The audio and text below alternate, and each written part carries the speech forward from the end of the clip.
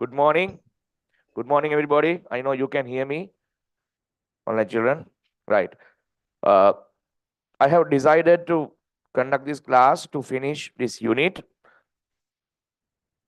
I know that there are some practical issues for some students, only few students, especially those who attend international schools, private schools. But I can't get the risk. Majority of my students are government school students. They have an exam on 6th of February, the following day of the school starting. ස්කෝලේ පහ පටන් ගන්නවා 6 වෙනිදා ඉඳන් විභාගය. එක දවසක් කල් ගිහලා තියෙනවා විභාගය. මං කිය දවස් දෙකක් විතර කල්යයි කියලා. ඒ කියන්නේ ටයිම් ටේබල් එකේ ලොකු වෙනසක් වෙන්නේ නැහැ. ඒ නියමිත දිනයට සයන්ස් තියෙනවා. අන්ට මේක third term test එකක්. ඒ නිසා මේක year end test එකක්. අනිවාර්යයෙන්ම මේ papers ගොඩක් advance. පළාත් එකකින් හදන්නේ මුළු syllabus එකම කව වෙන්න හදනවා එකක්වත් ඉතුරු කරන්නේ නැහැ. ඒතකොට මම දැනගන්න ඕන සියල්ලම උගන්වලා ඉවර කරන්න. කවුරු බලන්නේ මෙච්චර එක්ස්ට්‍රා ක්ලාස් කළත් එහෙම ඉවර කරන්න බැරි. ඒ ඇවිල්ලා සයන්ස් සිලබස් එක ගැන දන්නේ නැති ටිකක් පල්ලක් දන්නේ නැති කට්ටිය. හරි? එහෙම ඉවර කරන්න පුළුවන් නම් මම මෙහාට කරලා ඉවරයි. කරන්න පුළුවන්. ඊට පස්සේ තේරෙන්නේ නැහැ කියනවා. ඊට පස්සේ තමයි සෙමිනාර් වලට රින්ගන්නේ. අන්තිම මම කල්පනා කරා දැන් ඔය මේ දවස්වල යනවා සෙමිනාර් සෙෂන්ස් යනවා. දරුවන්ට ඕ ලෙවල් 10 11 දෙගොල්ලම ගෙන්නනවා. ඒ වෙලාවට ළමයි ඉස්කෝලේ යන්නෙත් නැහැ. වෙන ක්ලාස් යන්නෙත් නැහැ. උදේ 8 ඉඳලා හවස 5 වෙනකන් සෙමිනාර් වලට පාර්ටිසිපේට් වෙනවා. එතකොට ওই ප්‍රශ්න මුකුත් නැහැ. සෙමිනාර් වලට රුපියල් 1500යි 2500යි 500යි 800යි සල්ලි ගන්නවා. ඒවා ගදාලත් නැහැ. දැන් අපි මේ එක්ස්ට්‍රා ක්ලාස් කරන්නේ ෆ්‍රී. මම මේ කොච්චර ක්ලාස් කරද මේ මන්ත් එකට? පැය කීයක් කරලා තියනවද? කොහෙවට මම එක්ස්ට්‍රා charge කරලා තියනවද? ෆ්‍රී කරන්න ගියාම අගයක් නැහැ. අර වගේ එක්ස්ට්‍රා ක්ලාස් එකක් සෙමිනාර් එකක් පේපර් එකක් දෙනවා එන්න කිව්වහම කීයක් ගියත් යනවා. ඒ නිසා ඌව ඔක්කොම හිතන්න බෑ පුතේ. ඔය හැමෝගෙම හිත හදන්න බෑ. වැඩිපුර පන්ති කරත් අපි බැනුම් අහනවා අඩුවෙන් කරත් බැනුම් අහනවා. හරි? ඒවා අපි හොඳට දන්න නිසා තමයි ඔය වැඩි හිතන්න නැතුව පන්තියක් දැම්මේ. එහෙම තමයි වෙන්නේ. ලබන සතියේත් මොකක් හරි වෙයි මේ විදිහට. කරන්න දෙයක් නැහැ. හරි? අද එන්න බැරි ළමයි ඉන්නවා විශේෂයෙන් ප්‍රයිවට් ස්කූල් දරුවෝ. ඒ දරුවන්ට පුළුවන් ඉස්කෝලේ යලා ඇවිල්ලා රෙකෝඩින් එක බලන්න. ගොඩක් වෙලාවට එන්නේ දවස්වල රෙකෝඩින් වලින් ඩිපෙන්ඩ් වෙන්නේ. ඉතින් ඒ වගේ කියලා හිතාන බලන්න. මට මේ පාඩම ඉවර කරගන්නකම් ඔළුවට නිදහසක් නැහැ. මොකද මේක ලොකු පාඩමක්. මේකෙන් විභාගයට එනවා. ආවත් නැතත් O level exam එකට එනවා. හරි? එතකොට මේක පසුවට කල් දාන්න බෑ. අර ගිය ටර්ම් එකේ reproductive system එක වගේ ඊළඟ ටර්ම් එකේ කරන්න බෑ. මම ඒකට කැමති නෑ. මෙච්චර නිවාඩු කාලයක් දවස් 40ක තිබිලා ඉවර කරන්න බැරි වුණා කියන්නේ ඒක වැඩක් නෑනේ. ඒ නිසා ඉවර කළ යුතුයිමයි. මම දන්නවා ගිය සතියේ බදාදා rate of reaction වල කොටසක් ඉතුරු වුණා. ඒ ටික මම ඊළඟ බදාදාට කරන්නම්. ඒක ඉවර ලබන බදාදාදී කොහොමත් ඔක්කොම ඉවර කරනවා. සියල්ල ඉවර කරනවා. මේකට වෙනම දවසක් දාගන්න වෙනවා.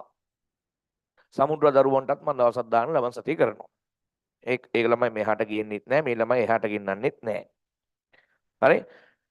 මේ පාඩම ඉවර කරන්න නම් ලොකු කැපකිරීමක් අවශ්‍යයි ඔයගොල්ලන්ගේ සහ මගේ දෙගොල්ලගේම.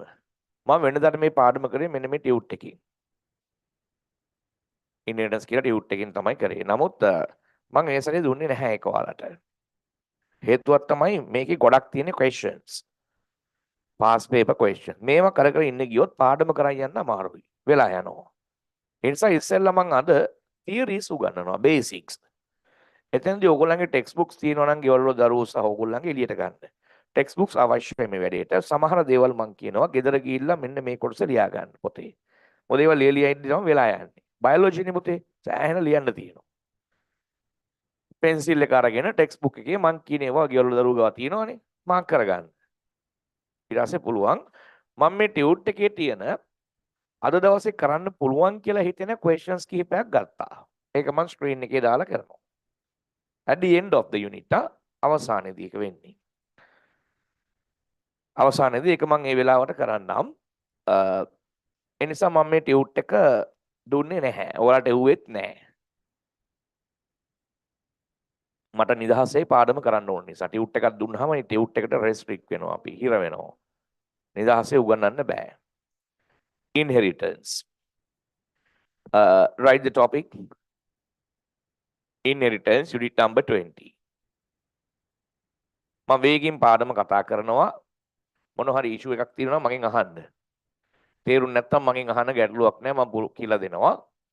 ඔන්ලයින් දරුවොත්ත් එහෙම තමයි.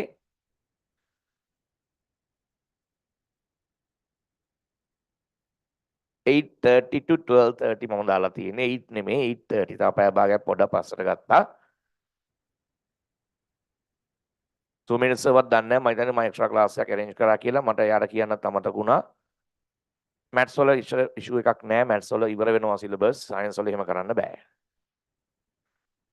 Inheritance. What do you mean by inheritance? මොකක්ද inheritance කියලා අපි කියන්නේ? Inheritance in Sinhala ආවේනිය. ආවේනිය කියලා කියන්නේ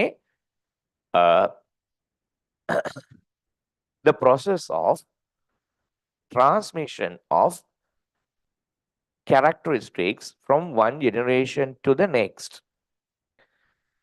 Process of transmission of characteristics from one generation to next. එක් පරම්පරාවක සිට තවත් පරම්පරාවකට ලක්ෂණ උරුම වීම.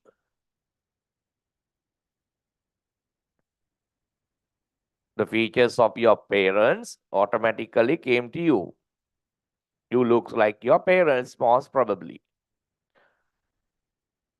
Those characters which transmit from parents to their offsprings are known as inherited characteristics. A features වලට කියනවා inherited features නැත්නම් inherited characters කියලා. There are certain features which are not inherited, like body muscles. Body muscles do not transmit from parents to their children. John සීනාගේ ළමයා John Cena වගේම නැහැ. වෙන්නත් පුළුවන් නොවෙන්නත් පුළුවන්. ඌ කන හැටියට ඒ තමයි ඒක තීරණය වෙන්නේ. එක්සර්සයිස් කරන විදිහට. බ්ලැක් ස්මිත් කෙනෙක්ගේ මසල්ස් ගත්තොත් ඒක ඒ දරුවට යන්නේ නැහැ. හරි ඒවා inherited නෙමෙයි. Those are non-inherited characteristics. Under this unit you will learn only the inherited characteristics. There are common inherited characteristics among all the organisms. I mean, this is not restricted for human beings. For the other animals and plants also. අපි ගෙදරට බල්ලු පැටියෙක් ගේනවා හොඳ වර්ගයේ cross කරපු එකෙක්. ඇයි? අම්මගේ තාත්තගේ features බලලා තමයි ඌ ගේන්නේ. අපිට ඕන මේ තාත්තා බවුව වගේ කලයකම ඕන. ඌගේ වගේම ඇස් දෙක ඕන, නහය ඕන, ෆීචර්ස් ඕන, ඒ සියලුම දේවල්. එහෙම නැත්නම් අපි කියනවා මූ ක්‍රොස් කරපු බල්ලෙක්. විකුණන්නෙත් එහෙමනේ. ලක්ෂ 2යි 3යි මෙන්න මහත්තයා මෙන්න පෙඩිග්‍රේ එක මෙන්න මෙයාගේ අම්මා බවුව මෙන්න තාත්තා බවුව කියලා කූඩු වින දෙන්නේ පෙන්නනවා. පෙළ වෙන එක්කට ක්‍රොස් කරලා විකුණනවා. ඔරිජිනල් බල්ලෙක් නම් අර ෆීචර්ස් ඒ විදිහටම එන්න ඕන. ඌ කන විදිය, ඌ බුරන විදිය හැමදේම මේ වගේ. අපි බලාපොරොත්තු වෙන්නේ ඒකයි බ්‍රීඩින් වලින්. මේක සත්තුන්ටත් අදාළයි. ප්ලාන්ට්ස් ගත්තත් ඒත් ඒ වගේ. නැත්තම් පාරේ ඉන්න වලබල්ලෙක් හදා ගන්නවනේ ගෙනල්ලා. කන්න දීලා. මේ human race ගත්තොත්. all are homo sapiens. But there are some differences among them. මේ ලංකාව නෑ Asians නෑ මම හිතන්නේ මෙතන. Asians ඉන්නවද? Indiansලා Asiansලා Japaneseලා නෑ නේද මෙතන? නෑ. Diversity of human live in different areas in the world. ඔක්කොම homo sapiens උනාට වෙනස්කම් තියෙනවා differences. Make a grade 9. In grade 9 you learn this as what? උදේ පාන්දර ඇනුම් අරින්න එපා බං. එපා වෙනවා ඉස්සරහට වෙලා ඇනුම් කරපුවා කාලවරෙන් කොගෙද? කන්න දෙන්න දුවලා තියෙන ගෙදර. කියන්නද බත් බෙදන්නේ කියලා? නෑ මේක ඉස්සරහට වෙලා උදේ පාන්දර ඇනුම් කරපුවාම ඉන්නකො මොකද්ද හැගීම කියලා අපිට තියෙන්නේ. ඔව් ළමයි. ඔයගොල්ලෝ නම් කකානේ ඉන්න නැත්තේ ගෙවල් වල. කබ්බ පිපි ඇඳටලා ඇති ෆෝන් එක තියාගෙන. ෆෝන් එක වැටෙනවා ඩුක් ගාලා ආය ගන්නවා ඊට පස්සේ. ඔකනේ වෙන්නේ. ඔව් grade 9 ඉගෙන ගත්තා. මෙන්න මේකට කියන්නේ නමක් මොකද්ද? Differences among the organisms belong to the same species. එකම species එකට අයිති organisms ලාගේ තියෙන වෙනස්කම් වලට කිව්වා. කවුරු හරි දරුවෙක් කියන්න. genetic diversity. මොකද්ද? genetic diversity කියලා කිව්වා. Depends on the genes. ජාන මත යැපෙන්නේ. Genes are located in the chromosomes. Chromosomes are made by DNA. One gene is a sequence of nitrogenous base patterns. Nitrogenous base patterns in a DNA. DNA එකක් තියෙන්නේ මෙහෙමනේ. Double helix helical structure එකක්නේ. මේකේ nitrogenous bases මතක ඇති adenine, thymine, guanine, cytosine කියලා. නේද? මේ DNA. මම ලියනවා පේනවද ඔන්ලයින් දරුවන්ට ස්ක්‍රීන් එකේ? නැත්තම් කියන්න අපරාධ වෙලාව නැත්තම් මෙන්න මේකේ පුතේ යම් කිසි කොටසක් අපි කඩලා ගත්තොත් මේකට කියනවා ජීන් එකක් කියලා. ජානයක්. That gene determine a particular characteristic in the body. ඒකෙන් ලක්ෂණයක් තීරණය වෙනවා. හරි? ඒවා එන්නේ පස්සට ඉගෙන ගන්න. මේ අපි කතා කරන කාලේ ඌව හොයාගෙන තිබ්බේ නැහැ. ඉලෙක්ට්‍රෝන මයික්‍රොස්කෝප්ස් වත් DNA වත් ඌව මෙලුව දෙයක් දැනන් හිටියේ නැහැ නැති කාලේ. So anyhow, you have seen the different characteristics. That is called the genetic diversity. Look at the genetic diversity among the other animals and the plants also. එක එක જાති මේ හරියට ක්ලියර් නැහැ. තව මේ plants බලන්නකෝ. Flowers. girls හදන්න ඇතිනේ මේ කියන්නේ වැඩිපුර.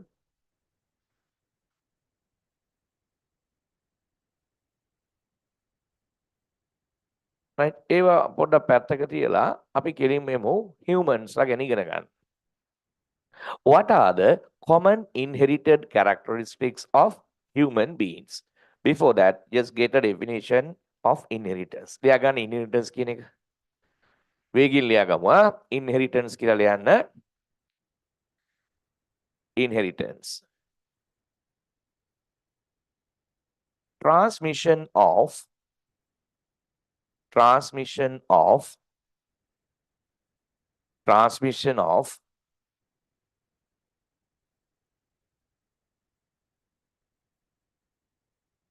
transmission of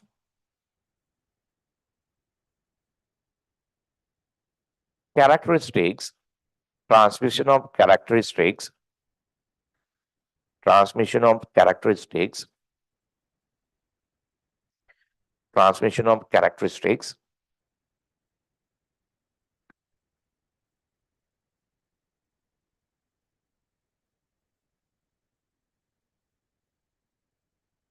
from one generation to the next. From one generation to the next. Transmission of characteristics from one generation to the next. one generation to the next is called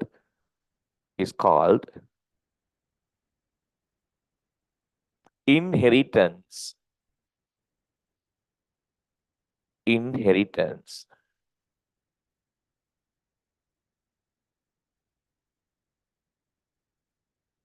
Inheritance. මේ process එකට තව නමක් කියනවා පුතේ heredity කියලා. ආවේනිය. Heredity. Inheritance. Do you know the subject or the field of studying this inheritance? What is the name given? මේ field එක ගැන ඉගෙන ගන්නකොට කියන නමක් තියෙනවා. මේ inheritance ගැන. Genetics කියලා කියනවා. ජාන විද්‍යාව. Genetics එකත් ලියන්න. Studying of inheritance is called genetics. Genetics. සිංහලෙන් කියන්නේ ප්‍රවේණ විද්‍යාව. ප්‍රවේණිය. Genetics. Who is the father of genetics? Sir Gregor Mendel, Austrian priest. Austrian පූජකවරයෙක් Gregor Mendel. එයා තමයි father of genetics කියලා අපි හඳුන්වන්නේ. The scientist who did experiments first about inheritance. Another para. The characteristics which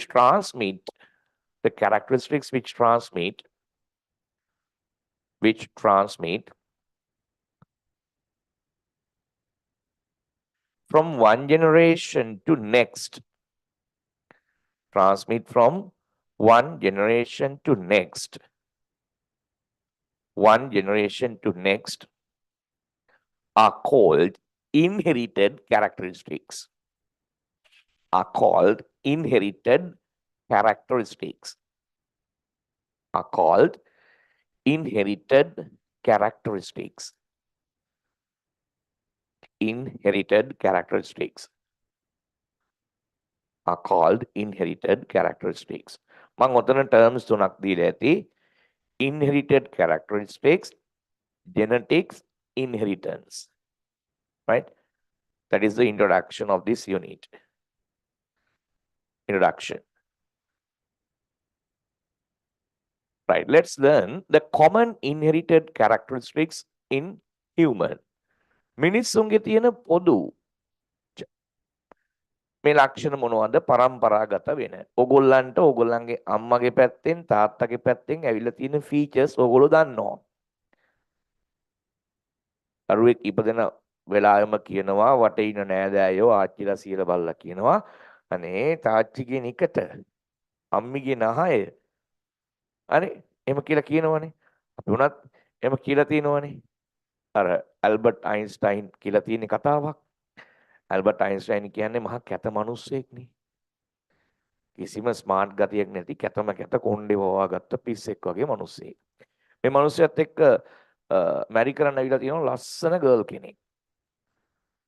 තාම ලස්සන girl කෙනෙක් කියලා කියනවා අපි දෙන්න මැරි කරමු. අපි දෙන්න මැරි කරලා අපි දරුවෝ හදමු. එතකොට ඔයාගේ ඔය තියෙන බුද්ධියයි මගේ මේ ලස්සනයි එක්ක අපිට පුළුවන් ලස්සන දුවෙක් හදන්න. අයින්ස්ටයින් මොකද කිව්වේ? මොකද කිව්වේ ජයවර්ධන? මොනවා කියලාද කිව්වේ යාට?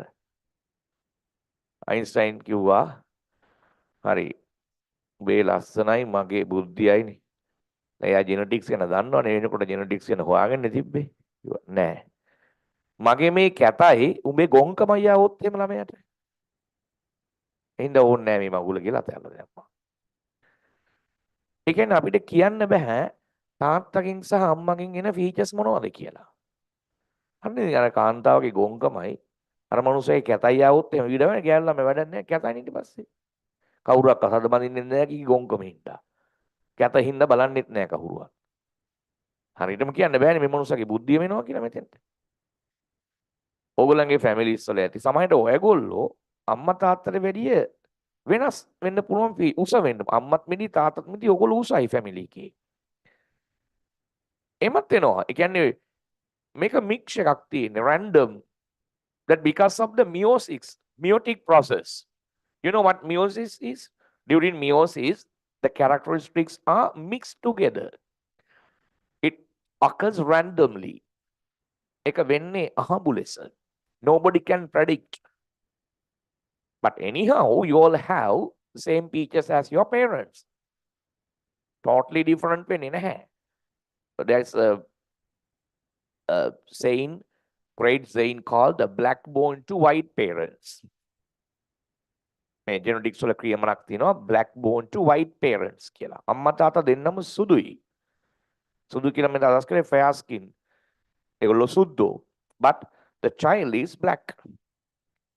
ලෝක ලංකාවේ වුණා නම් එන ඉෂුව එකක්. DNA ටෙස්ට් කරලා එන්න පතන්දරයක් එනවා. අහල පහල වටේ ඉන්න කළු පාටින් ඔක්කොම පොලිසියට එක්ක යනවා ඊට පස්සේ. නෑ එහෙම දඟලන්න ඕනේ නැහැ. ඒ වෙන්න පුළුවන්. black bone to white parents. ඔයගොල්ලන්ගේ වෙන්න පුළුවන් අම්මා තාත්තා මීටි තමන් උසයි. හැබැයි හොයලා බැලුවොත් තාත්තගේ පැත්තේ when you probe into the ancestor of your father or mother අම්මා කිව්ව තාත්තගේ පරම්පරාවට ගියොත් සීයා අත්තනේ අත්තා කිරියත්තගේ තාත්තා මුත්තා පනත්තා ඒ සෙට් එක ගත්තොත් ඒගොල්ලෝ උසයි. එක්කෝ අම්මගේ පැත්තෙන් ගත්තත් ඒත් උසයි. Sometimes there are some characteristics which are not appeared in one generation can be reappeared in another generation. සමහර innate features තියෙනවා පුතේ පරම්පරා කිහිපයක් recessive යටපත් වෙලා ගිහිල්ලා එළියට මතු කරන්නේ නැහැ. හැබැයි එක පාට මතු වෙනවා එක්තරා generation එකකදී. ඒක අතන වෙලා තියෙන්නේ black bone to white කිව්වහම අම්මා කිව්ව තාත්තගේ දරුවගේ පරම්පරාවේ කෙනෙක් negroid කෙනෙක්. ඒ කියන්නේ black කෙනෙක්ව marry කරලා තියෙනවා. එහෙම marriages තියෙනවනේ. එයාගේ ජීන්ස් එකතු වෙලා දැන් එයාගේ ඒ ජෙනරේෂන් එක එයාගේ පරම්පරාවේ බ්ලැක් ජීන්ස් තියෙනවා. සුද්දෝ ඕන තරම් මැරි කරනවා බ්ලැක් පීපල්. බ්ලැක් ජීන්ස් එකතු වුණා. ඒක එක පාට හැපි වුණා. ඒ තමයි ළමයා. නමුත් ඒ ළමයාගේ DNA තාත්තා ඒ ළමයාගේ ෆීචර්ස් අනිත් ෆීචර්ස් අම්මා තාත්තා වගේ. ස්කින් එක විතරයි වෙනස් වුනේ. එහෙම වෙන්න පුළුවනි. ඕගොල්ලන්ගේ සිබ්ලියන්ස්ලා ඉන්නවා. ඕගොල්ලෝ වගේ නෙමෙයි. වෙනස්. මං කියන්නේ ෆීචර්ස් වලින් වෙනස්. ගතිගුණ කොහොමත් වෙනස් ඇති ෆීචර්ස් වලින් වෙනස්. එහෙම වෙන්න පුළුවනි. Look at the common innate characteristics. මේක තනිය ලියන්න දෙනවා එකන්ද බලා ගන්න. Skin color. හමේ වර්ණය. ඔයාලා කලර් එකක් ඇති මේ. White, fair and the dark skin. Our skin color, it is called a complexion. ඒකට කියන්නේ complexion. It completely decided by genes. It is completely inherited character. අනිවාර්යයෙන්ම. තව nature of the hair. There are two types of hairs, either curly hair or straight hair. If your mother has curl hair, mother has straight hair, sometimes you should have the hair, straight hair, or you'll get the father's type of hair. Father's type of hair, father's hair type.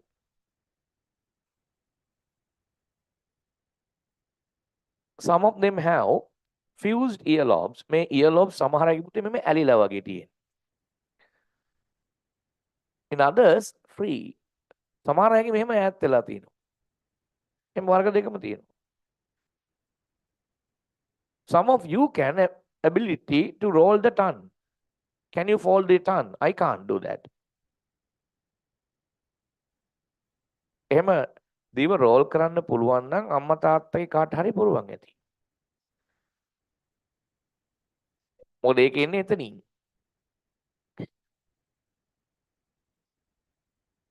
The position of the thumb when fingers crossed. එහෙම fingers cross කරාම thumb එක පිහිටන තැන. මෙයාගේ මේ thumb එක උඩ තියෙන මෙයාගේ අන තියෙනවා dimple and normal cheeks. අර pretty center එකේ තියෙන dimple cheek. hina වෙද්දි මෙතන මූණ වල ගැහෙනවා නම් අම්මගෙත් එහෙම වෙන්නේ නැති. තාත්තා රැවටිලා තමයි බැන්දේ එකට. අනේ ආ hina වෙද්දි කම්බුල් වල ගැහෙන ලස්සනයි කියලා. කට ඇරියම තමයි පේන්නේ ඊට පස්සේ. ගොඩක් අයගේ තියෙන්නේ අර විදිහේ normal checks තියෙන්නේ. මේ මොකද්ද මේ? straight and the curved thumb. මෙම thumb එක දිගහැරලා බලන්න මේකෙන් කොයි වටේද අයිති වෙන්නේ කියලා. You should have the straight or the curved thumb. Look at the hair, the widow's peak on the forehead. මෙන්න මෙතන උලක් වගේ හැදෙනවා නම් පීරපුවාම මෙන්න මෙහෙම තියෙනවා නම් ඒවා genetically ඒවා වෙනස් කරන්න බැරි features. අපේ එහෙම නැහැනේ අපේ තියෙන flat forehead එක. ඒ නල්ල වැඩි. මේ ගොඩක් foreigners ලගේ මේක මුස්ලිම්ස් අයගේ තියෙනවා ගොඩක්. මේක මේ මෙහෙම widow's peak කියන එක. Asians අය ගොඩක් අඩුයි. අපේ වගේ ගොඩක් අඩුයි. ඒක මේ අපේ forehead එකනේ වැඩි මේ නල්ල වැඩි. තව තියෙනවා පුතේ ඉංග්‍රීසි ටර්ම් එක මට මතක නැහැ. ඒකට කියනවා හුදු පුම් ප්‍රවීණී කියලා. තාත්තකින් විතරක් එන ෆීචර්ස් තියෙනවා. hairs in the ear. කනේ මයිල් කියලා කියන්නේ. මගේ යාළුවෙක් තියලා උට ස්මයිල් කියලා කියන්නේ. මොකද මේ hair මේ කනේ මයිල් වගේ ඇවිල්ලා තියෙනවා. hairs. තාත්තා දවසක් පේරන්ට්ස් මීට් නම් බලපුවම ඒ විදිහමයි. ඒ වෙනකොට අපේ සර් අපිට උගන්ලා තිබ්බේ ඔය කතන්දරේ. හුදු පුම් ප්‍රවීණී. එදා නම් ඌට කියන්නේ ස්මයිල් කියලා. ඒක එන්නේ තාත්තගේ පැත්තෙන් විතරයි. දැන් යන්නේ පිරිමි ළමයෙකුට විතරයි. එහෙම වුණත් තියෙනවා. ගර්ල්ස්ට විතරක් යන ෆීචර්ස් උත් තියෙනවා අම්මගේ සයිඩ් එකේ. ඒ ඔක්කොම කියන්නේ common inherited characteristics කියලා. ලියා ගන්න common inherited characteristic. ඉක්මනට ඉවරද? common inherited characteristics in human population. Common inherited characteristics in human population. Human population. Common inherited characteristics in human population. මේ මම ඔයගොල්ලෝ එන්න කලින් කිව්වේ අහගන්න. කෑ ගන්න ගත්තොත් දෙන්න ටේබල් එක දානවා කිව්වා. දැන් ඔයා තමයි ඉස්සරම ගෙන්නන්නේ මෙතෙන්. ඉන්න කට වහගෙන ලියන්න. ඊට පස්සේ ආපුවා දන්නේ නැහැ නේද? කෑ ගන්නවොත් ඉඩ තියනවාද දෙන්න ටේබල්ස් වල arrange කරනවා ලස්සනට. මොන්ඩිසෝරි ගියා වගේ. එරි කරගන්න ඕන යාළුවොත් එක්ක ඉන්න ඕන නම් නිශ්ශබ්දව ඉන්න. පිටිපස්ස දෙන්නත් එක කිව්වේ.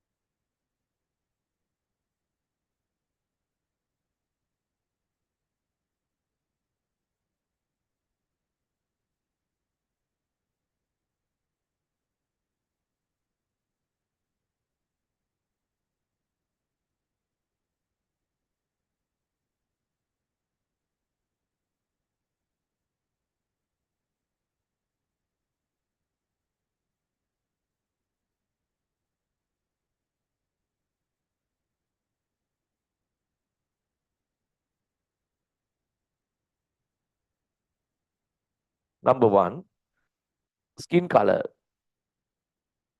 Number 1 skin color. Complexion කියලා කියනවා ඒකට. Complexion. White the fair the dark. අපේ තියෙන fair skin එකක් ඈ. We don't have dark skin, we don't have white skin. සුදු පාට ළමෙක් හිටියා කියලා අපේ ඒ ළමයාගේ white නෙමෙයි. අපිට white skin එන්නේ නැහැ. අපේ තියෙන fair skin. කළු ළමෙක් හිටියා කියලා එයාට කියන්න බෑ dark skin කියලා. dark skin තියෙන negroid අයට. අපිට තියෙන fair skin එකක්. Curly and straight hair. ඔය ටික ලියන්න features ටික. ටෙක්ස්ට් බුක් එකෙමත් තියෙනව නේද? බලලා ලියන්නකෝ features ටික.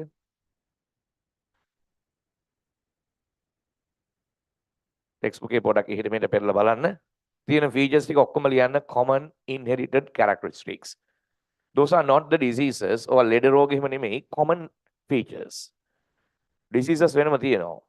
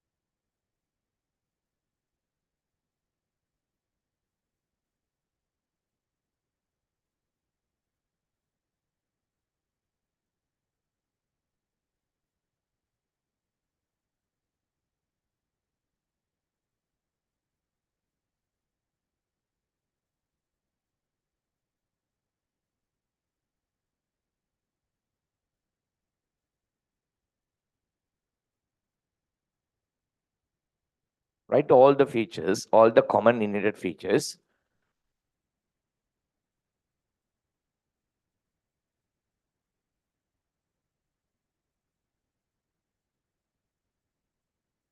Straight and the curved thumb. Widow's peak on forehead. අර උදේ කතා කරපු දරුවා අලුතෙන් ආපු ඔෂිනි ඉන්නවද ඔන්ලයින් එකේ? Oshini, have you joined?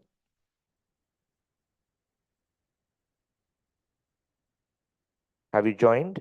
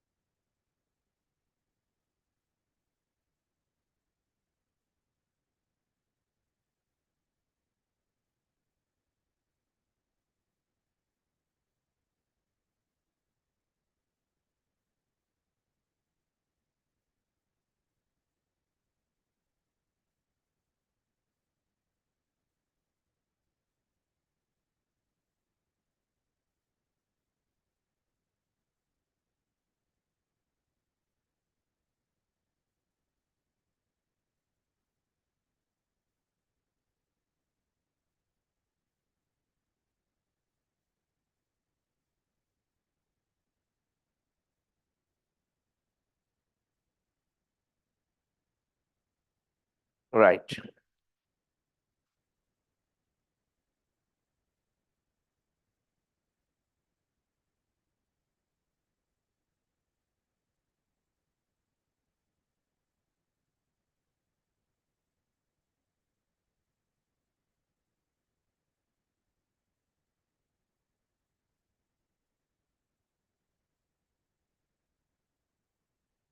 Last on, widow's peak on forehead.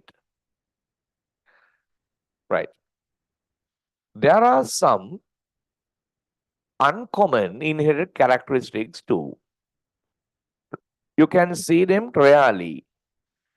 Rarely දකින්න ලැබෙන characteristics උත් තියෙනවා.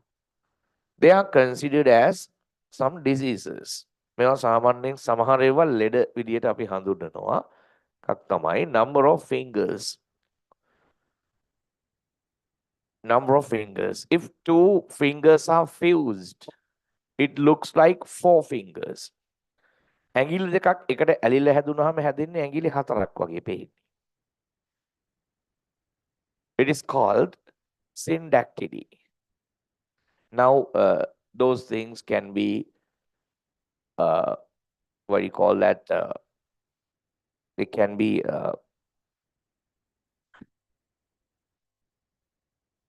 normalized by plastic surgeries. එච්චර දේවල් නෙමේ plastic surgeries වලින් දැන් හදනවා. But anyhow, syndactyly called. Some have 6 fingers. 1 extra finger. That is polydactyly. Albinism is another disease with no cure. Albinism, albino people, albino animals, albino plants also. Not plants, albino animals and albino humans. They can't be under the sunlight for a long time. They can't work hard. They have unusual white colors even in their eyelashes. Albinism. Brown, no blue eyes.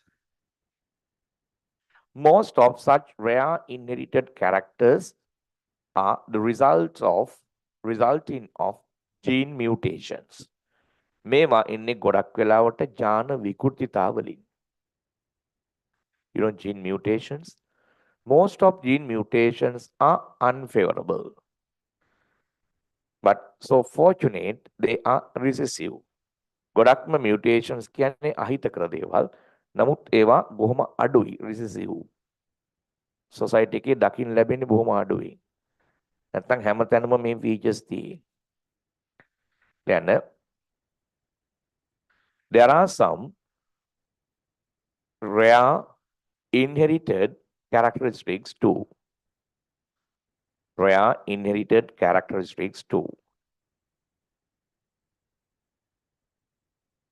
Rare inherited characteristics 2.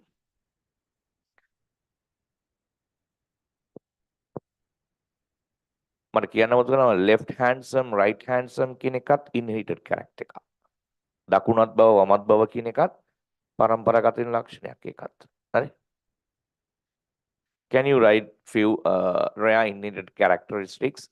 Syndactyly, polydactyly, albinism, brown or blue eyes. Brown or blue eyes.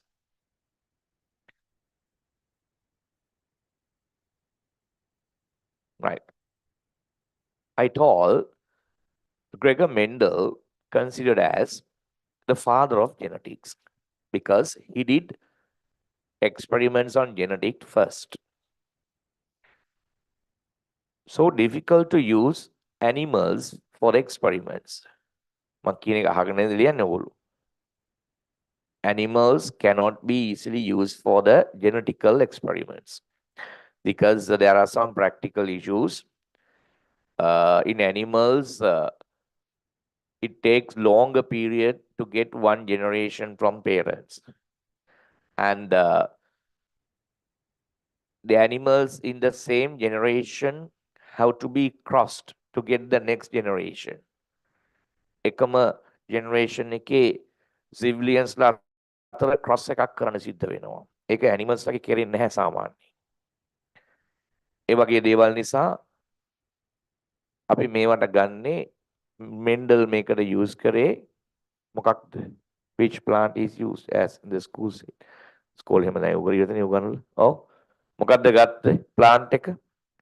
Mendel used garden pea plant for his experiment. මේවා යන්නේ නැති features මේ body muscles වගේ ඒවා. Those features do not transmit to the next generation. මේවා යන්නේ නැහැ ඊළඟ පරම්පරාවට.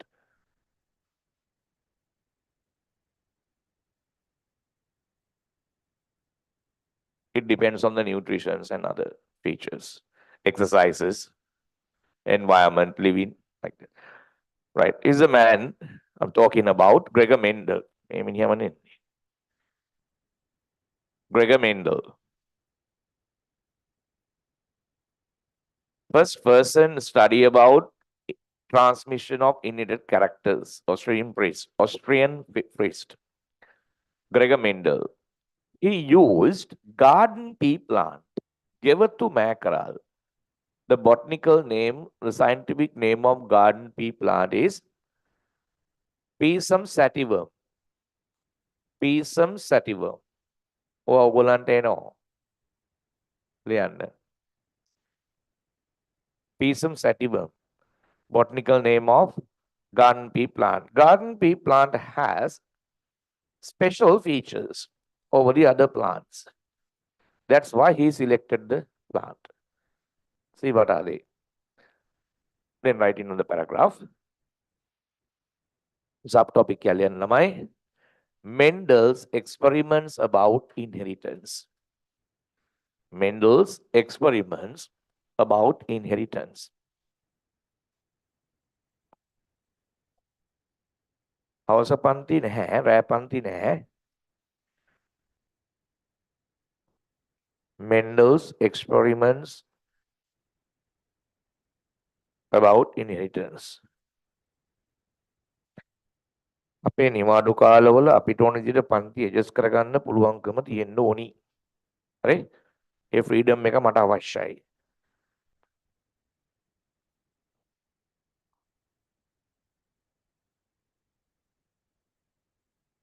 Mendel's experiments on inheritance.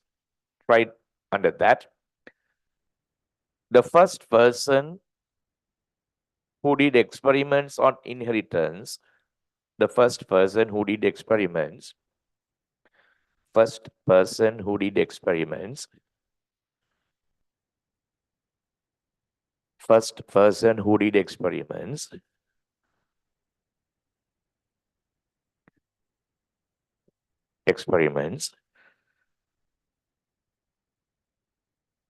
on inherited characteristics, who did experiments on inherited characteristics,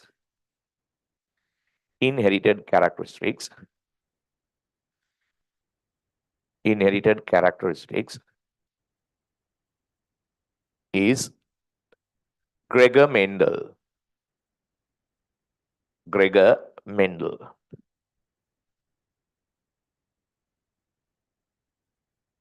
මම ලියන්න දෙන්නේ නැහැ මතක තියාගන්න. He is the father of genetics. මේ මොකද්ද මේ ප්‍රවේණි විද්‍යාවේ පියා කියලා හඳුන්වනවා. Father of genetics. Right, in other para. He selected garden pea plant.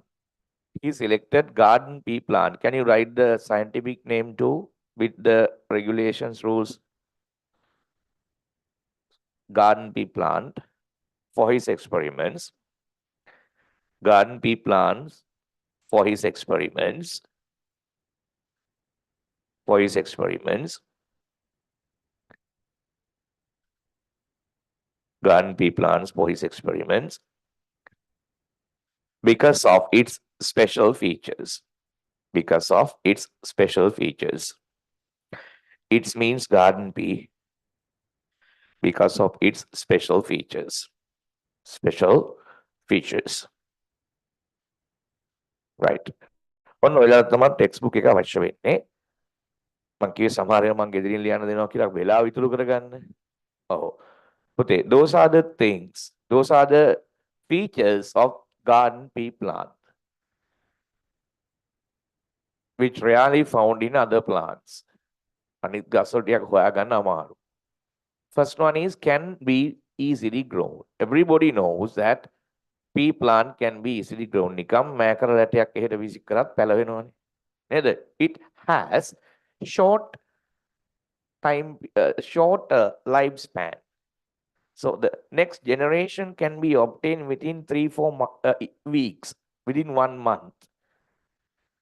මාසයක් වගේ කාලයක් ඇතුළත ගහත් මෑකරල් ගලත් හැදිලා කරලුත් හැදිලා ගෙඩිත් හැදිලා ඊළඟ පරම්පරාව ගන්න පුළුවන් ඒ සීඩ්ස් පැල කරලා. කොහොමද අපි මේ ජෙනරේෂන්ස් ගන්නෙ? අපි සීඩ් එකක් පැල කරනවා. ඒ සීඩ් එක ගන්න ප්ලාන්ට් එකේ ෆීචර්ස් බලා ගන්නවා. Is it a tall one? Is it a short one? The color of the seed, shape of the seeds. Then the seed is germinated and let the seed to grow. The seed get germinated and the plant is grown until the flowers, fruits and the seeds are formed. ඊට පස්සේ ඒ plant එක හැදෙනවනේ. ආදී plants එක compare කරනවා.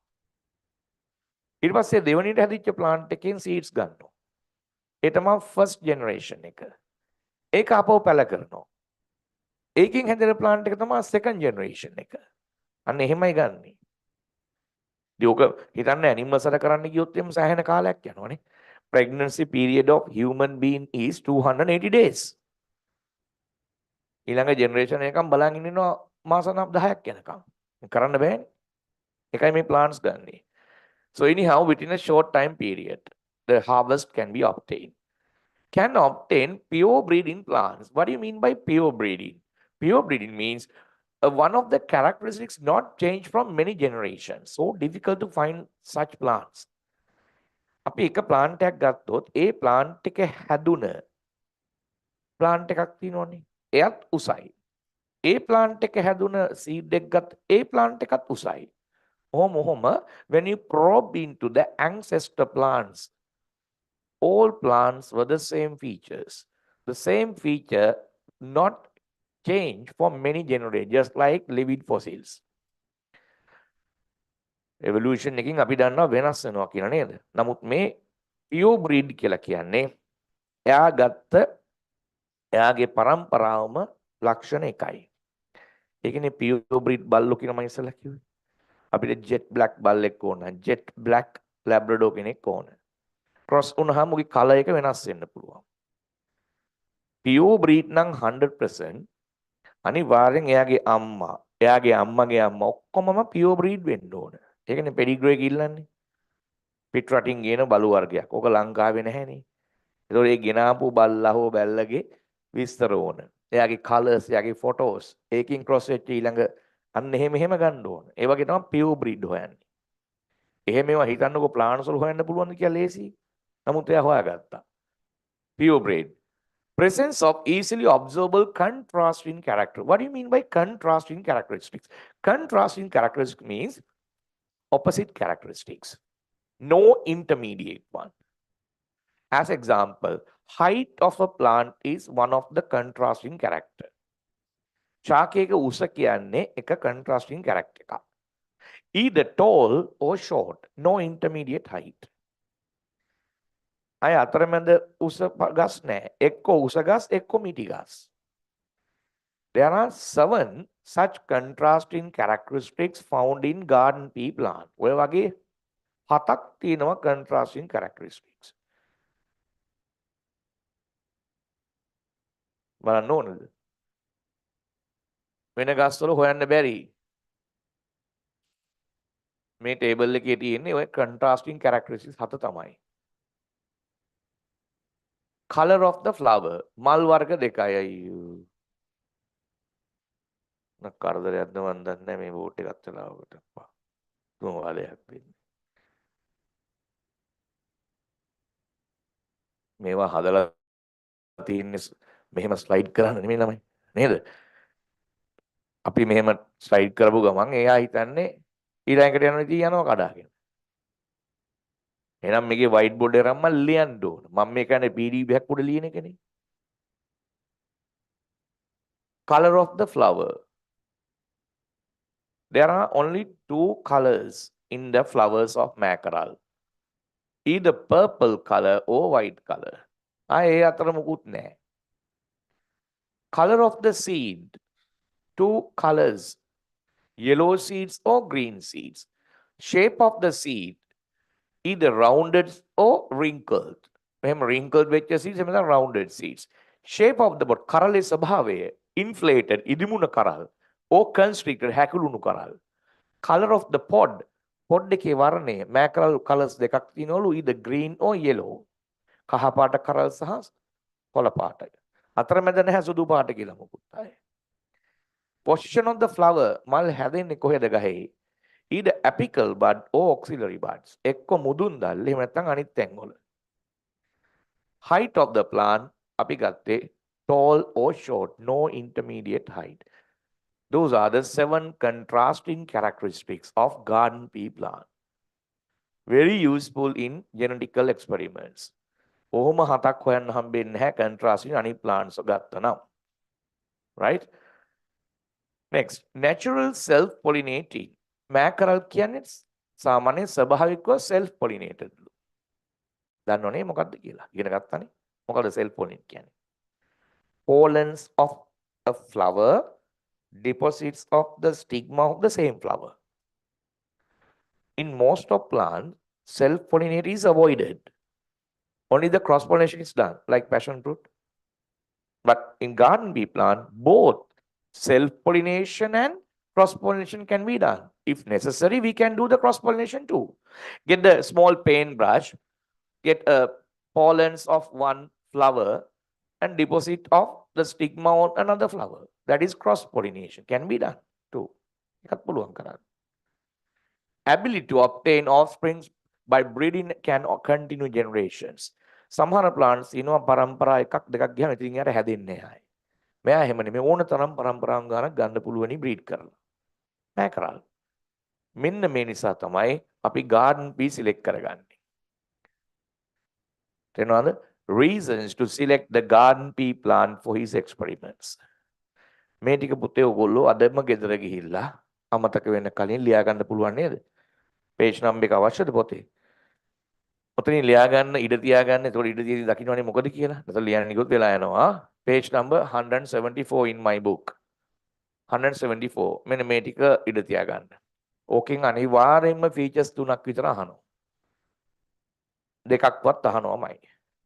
ලේසි දෙකක් තුනක් මතක තියාගන්න. Contrasting characteristics, pure breed. Now, what is the opposite word of pure breed? Pure breed කියලා කියන්නේ වෙනස් වුන් නැති ලක්ෂණ තියෙන අයනේ.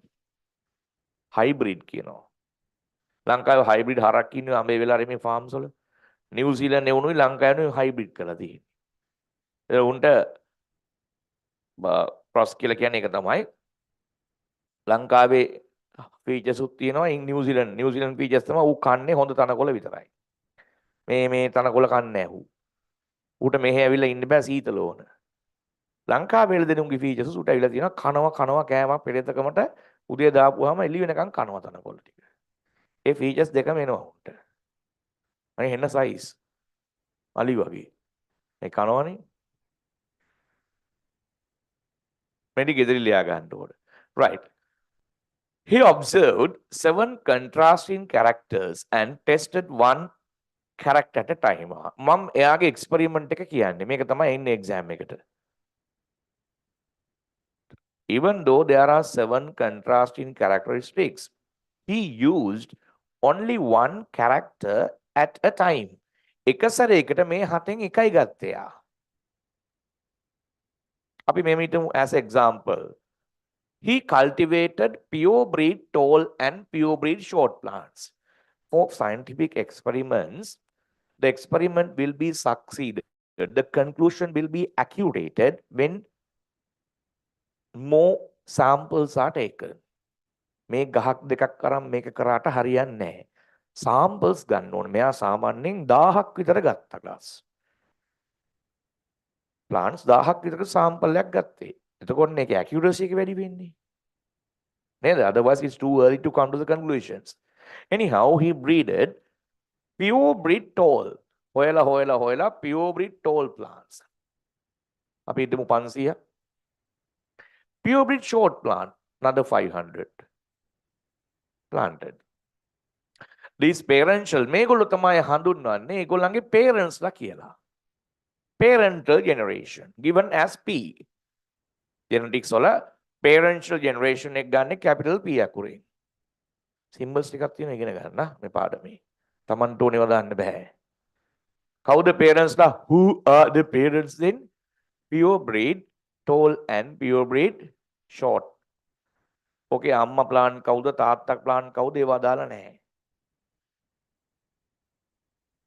Pollens of tall plants deposits on the stigma of the short plant and vice versa. Is this cross-pollination or self-pollination?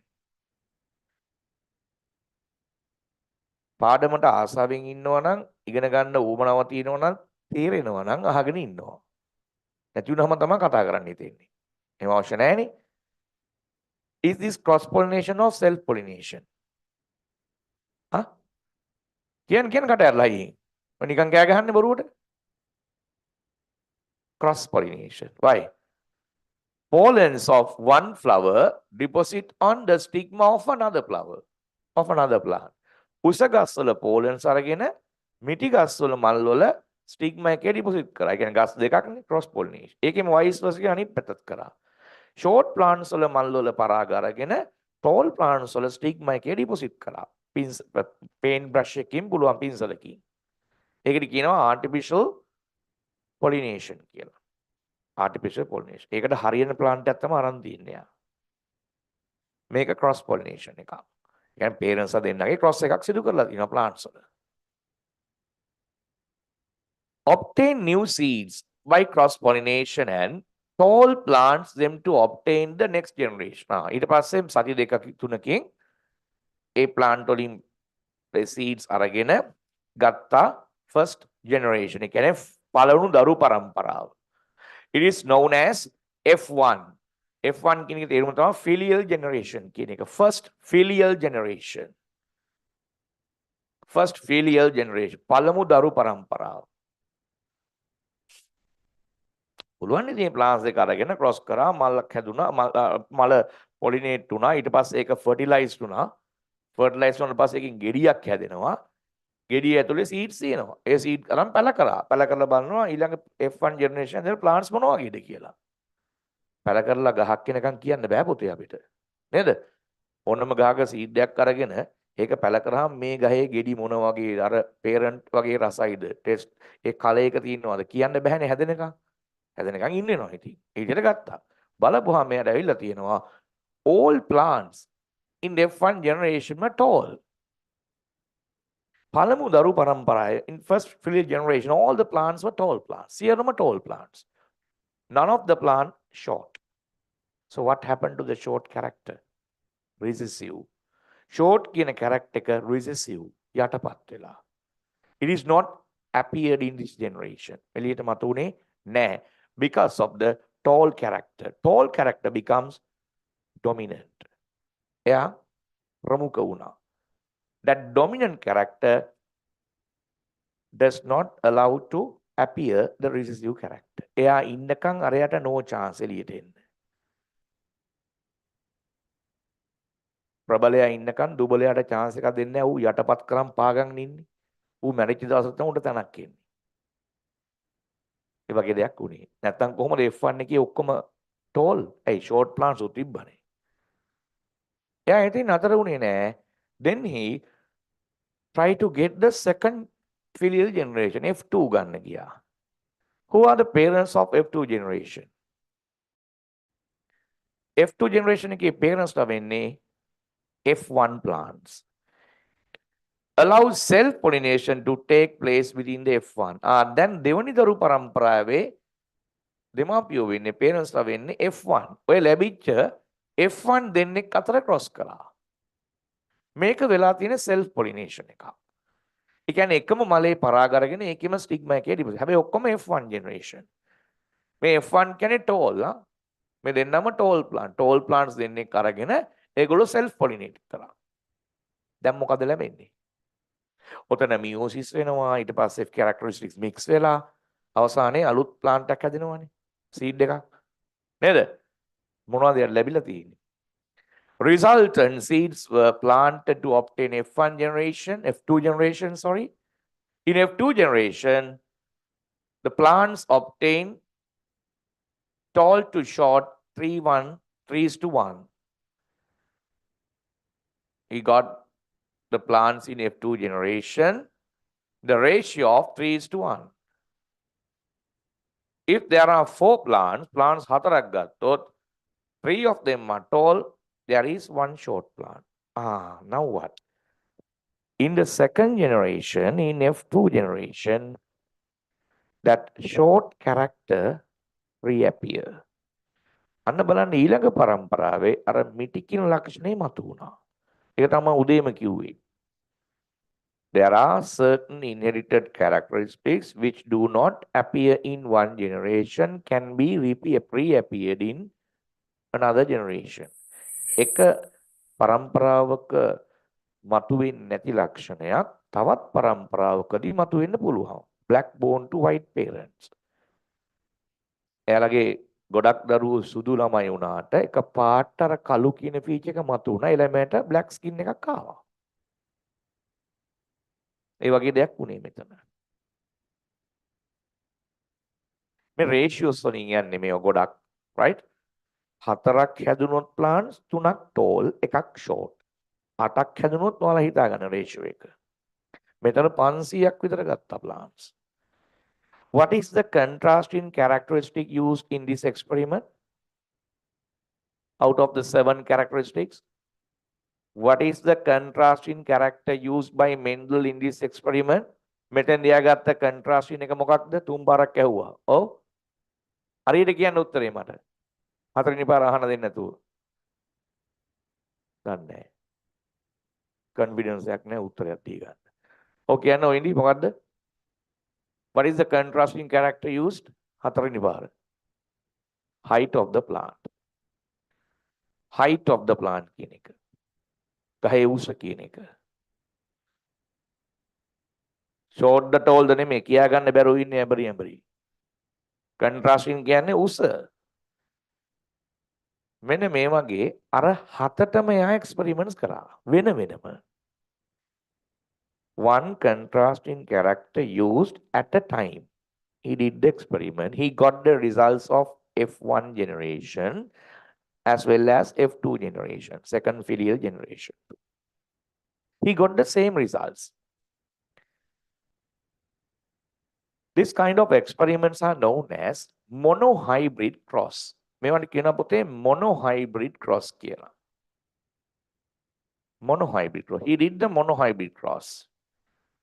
එයා එක සැරේම tall plants උයි කියන්නේ tall කියන character එකයි color of the flowers උයි දෙකක් ගත්තේ නෑ එකයිනේ ගත්තේ. monohybrid cross.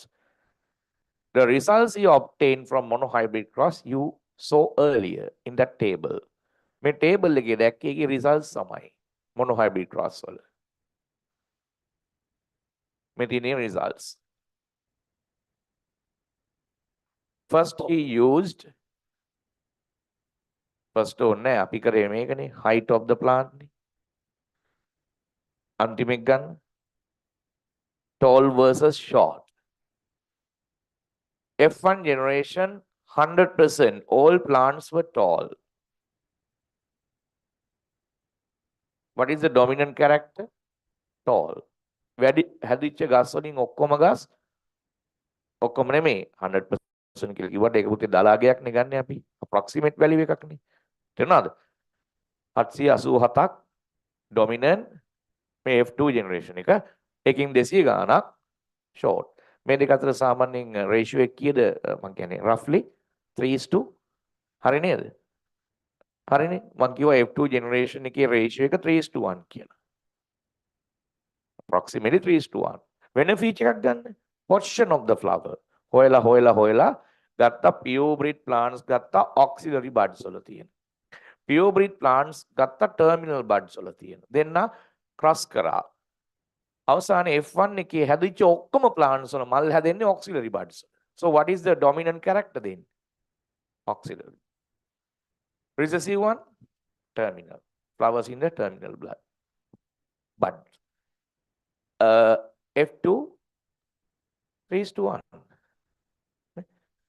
652 auxiliary bud plants and just 207 of terminal bud plants.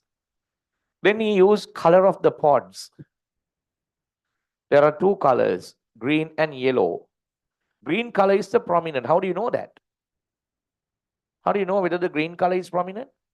කොහොමද දන්නේ green color එක තමයි ප්‍රමුඛ වෙන්නේ කියලා? In F1 generation all plants are green. F1 එකේ හැම pod එකකම color එක green. එහෙනම් එයා තමයි prominent character එක. ratio එක F2 එකේ 3:1. ඉතින් ඔහොම උඩට ගියාම මෙන්න මෙතනින් අඳුර ගන්න පුළුවන් මේ F1 කියන එකෙන් අඳුර ගන්න පුළුවන් කවුද dominant කියලා. වැඩිපුරම ඉන්නේ කවුද? මේගොල්ලෝ. මොකද 100% එනවා. එහා පැත්ත තියෙන්නේ 3:1 closest ratio. ඉතින් මේ 1000ක් විතර ගත්තට පස්සේ මෙහෙම දෙයක් වුණා නම් මෙතන ඊටත් වැඩි මේ බලන්න පුතේ මේ මෙතන ඔක්කොම plants කීයක් කරන්නද 8023ක් කරන්නේ නේද plants 8023ක් පැල කරලා තියෙනවා ඒ කියන්නේ ලොකු 10000ක් විතරනේ ඉතින් ඒ වගේ 10000ක් විතර ප්‍රමාණයකිනුත් මේ ratio එක එනවා නම් මේ විදිහට අයිති මේ කතා කරන දෙයක් නෑ ඒ නිසා එයාගේ observations එයා laws විදිහට දුන්නා ඒක අපි කියනවා Mendel's law of his experiments actually Mendel gave two laws. In O levels, you learn only the first law. Second law totally depend on probability in mathematics. Second law එක ඊටදී complicated. ඒකේ features දෙකක් ගන්නවා එක සැරේ. O level ඔයගොල්ලෝ ඉගෙන ගන්නේ monohybrid. මේකත් බැරි උන් ඉන්නවනේ මොනතරම් පන්ති වල. මේක බැරි අය කොච්චර ඉන්නවද? එහෙම එකේ second law එක දැම්මොත් එහෙම ඉවරයි. මේක monohybrid cross එක. A level biology කරද්දී second එකත් ඔයාලා ඉගෙන ගන්නවා තනිකර ගණන් හදන්න තියෙන්නේ. biology වල mathematics එක්ක යන පාඩම තමයි මේක. මේක කටපාඩම් කරලා ගොඩ යන්නත් බෑ ලේසියෙන්. මේකට පොඩ්ඩක් මොලේ තියෙන්න ඕන මේ පාඩම ඉගෙන ගන්න. බුද්ධිමත් වෙන්න ඕන මේ පාඩම ඉගෙන ගන්නදී. තේරෙනවද? අනිත් ඔය biology වගේ කටපාඩම් සිස්ටම් හරියන්නේ නැහැ. තනියෙන් හිතන්න ඕන. creative වෙන්න ඕන. මම හැමදාම කියනවා rational thinking තියෙන්න ඕන. තර්කානුකූලව හිතන්න පුරුදු වෙන්න ඕන logical thinking තේරුණාද තමන් විසින් තමන් ප්‍රශ්න අහගෙන ඇයි මෙහෙම වුනේ බැරි නම් මගෙන් අහන්න ඕන එහෙනම් කියන දේම අහන් ඉඳලා ලියලා හරියන්නේ නැහැ මේවට O level නම් පාස් වෙයි එතනින් එහාට යන්න බැරි වෙයි ඔන්න ඕදවල තමයි වෙනස් කරන්න යන්නේ O level වල ඒක හොඳ එකකට මේ ටික තේරුණාද මං කියපු ටික එහෙනම් ලියා ගන්න ඉක්මනට ලියන්නත් එපැයි යමක් නැතුවට මතක ඉන්නේ නැහනේ මම ඉඩ තියාගන්න කිව්වා අර ලියන්න Mendel used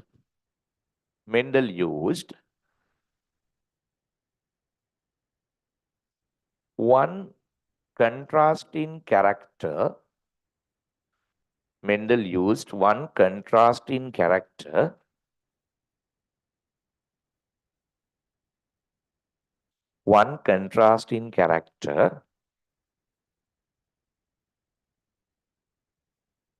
at a time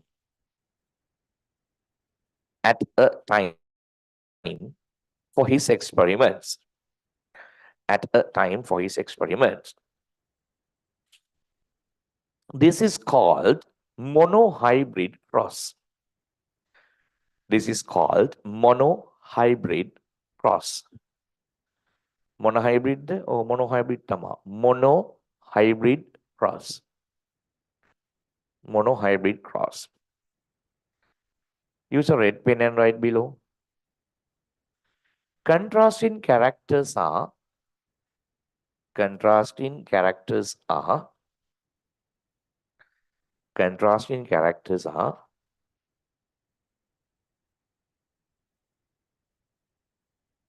opposite characteristics. Contrasting characters are opposite characteristics. Opposite characteristics. Opposite characteristics. Opposite characteristics.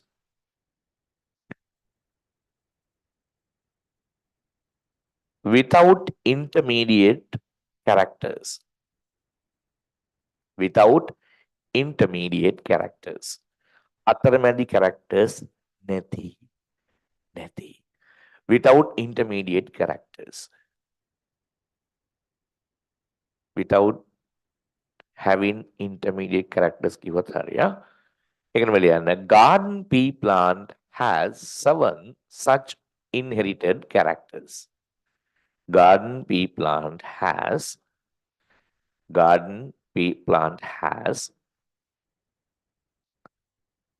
7 such contrasting characters.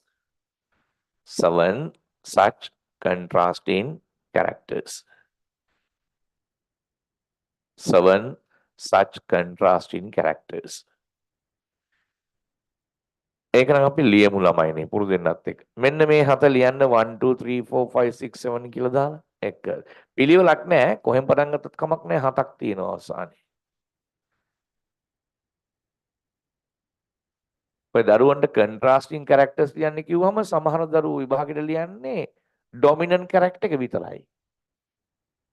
ඒගොල්ලෝ ලියනවා purple and white කියලා. එහෙම නෙමෙයි. contrasting character කිව්වම ලියන්න color of the flower. colors දෙක ලියන්න යන්න එපා. ඒ character එක ලියන්න මොකද්ද කියලා. ඒක තේරෙනවද මම? දැන් what is the contrasting characteristic of the plant he used කිව්වහම කලින් experiment එකේ සමහර දරුවෝ ලියනවා tall and short කියලා. වැරදි. tall and short නෙමෙයි මොකක්ද contrasting එක?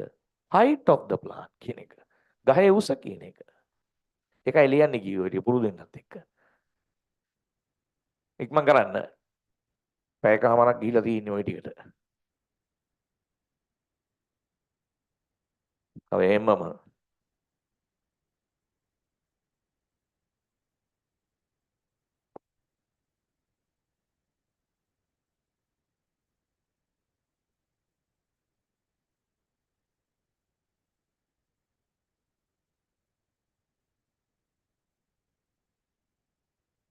ඔය පේපර් ක්ලාස් එන දරුවන්ට බ්‍රහස්පතින්දා හෙට දවස පොයේ නිවාඩු මට දැනුම් දුන්නා මේ ඉන්ස්ටිටියුට් එක පොයට වහලා කියලා. ඒ වෙනුවට සිකුරාදා උදේ ක්ලාස් එකක් දාලා තියෙනවා. මොකද ඒ වෙනුවට පන්ති කරන්න ඕනේ නැහැ. නමුත් මට ගිය සතියේ කලින් සතියේ එන්න බැරි වුණා හදිස්සියේ. ඒතකොට මේ මාසේ දවස් 2යිනේ කරන්නේ. ඒක කරන්න බෑ. තව දවසක් කරන්න තියෙනවා ඉදිරියට මම දා ගන්නවා දවස් 5ක් වෙන සතියේක. ඒ වෙනුවට මම දාන්න කිව්වා සිකුරාදා 8:10 කියන ටයිම් එක. ගෲප් එකට දාන්නම් කියලා කිව්වා දාලාද දන්නේ නැහැ. මට ඒ ගෲප් එක පෙන්වන්නේ නැහැ. මාව ජොයින් කරන්න නැද්ද කොහෙද ගෲප් එකට? හදලා නැහැ. හදලා තියෙන ගෲප් එක. කවුද හදලා නැහැ කියන්නේ? ඔයා එහෙනම් ඒක නැතුව ඇති. හදලා තියෙන ගෲප් එක. බලන්න ගිහිල්ලා හරියට. ඒ groups හදලා තියෙන්නේ ඔක්කොම නැතුව කොහොමද දැනුම් දෙන්නේ? ඔයගොල්ලෝ messages කියවන්නෙත් නැහැ, දන්නෙත් නැහැ. හොඳ වෙලාවට මං කිව්වේ. බලන්න group එකට දානවා කිව්වම බ්‍රහස්පතින්දා දවස නිවාඩු, හෙට පොය දවසේ එන්න එපා. මගෙන් එහෙම කවද්ද කරන්නේ මං කිව්වා පහුදා දාන්න කියලා ටක් ගාලා. සිකුරාදා 8 10 දාන්න කිව්වා. එච්චරයි. සෙන්ට්‍රියම් එකේ තමුන් ජොයින් කරලා ඇති grade 10 group එකකට මගේ paper class කියලා. හරි? ඒකේ messages කියවන්න. කවුරු හරි ඉන්නවනම් මගේ paper class එන තාමත් ඒකට join වෙච්ච නැති අය කරුණාකරලා WhatsApp number එක දීලා join වෙන්න. වෙනවද? ඒක වැදගත් ඉදිරියට. මොකද ඉදිරියේදී මම මේ class එක online උත් කරනවා එතනම ඉඳගෙන. ඒක කියන්නේ online live streaming උත් යනවා. එතකොට recordings උත් යනවා. institute එක හරහා තමයි ඒක වෙන්නේ. institute එකේ e-class solution මගේ app එකමයි තියෙන්නේ. ඒගොල්ලෝ links දාන්නේ ඒගොල්ලෝ අර group එකට messages දායි. හදිසියෙ එන්න බැරි දරුවන්ට ගෙදර ඉඳන් online ඉන්න පුළුවන්. ඈත ළමයින්ට online join වෙන්නත් පුළුවන් විදිහට මම හදනවා. right? ඒ setup එක එතන හැදෙනවා. ඒ නිසා join වෙලා ඉන්න. බොහෝ විට ওই පන්ති දවස වෙනස් නොවෙන්න පුළුවන්. දිගටම බ්‍රහස්පතින්දම යන්න පුළුවන්. අඟහරුවාදට නොගන්න පුළුවන් මම.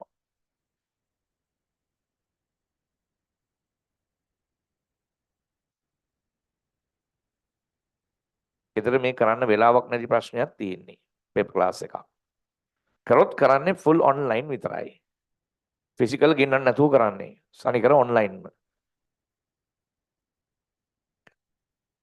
හෙට පන්තිය නැහැ පොය නිවාඩු අනිද්දා උදේ 8 10 දාලා තියෙනවා. හරි නිවනේ contrasting හතම. Right. Let's move to the experiment.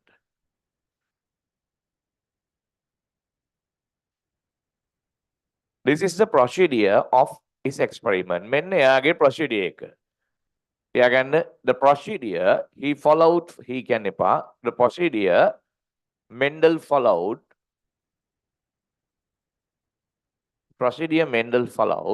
for the tall and short character was follows. The procedure he followed for the tall and short character was follows. Procedure he followed for the tall and short character was as follows.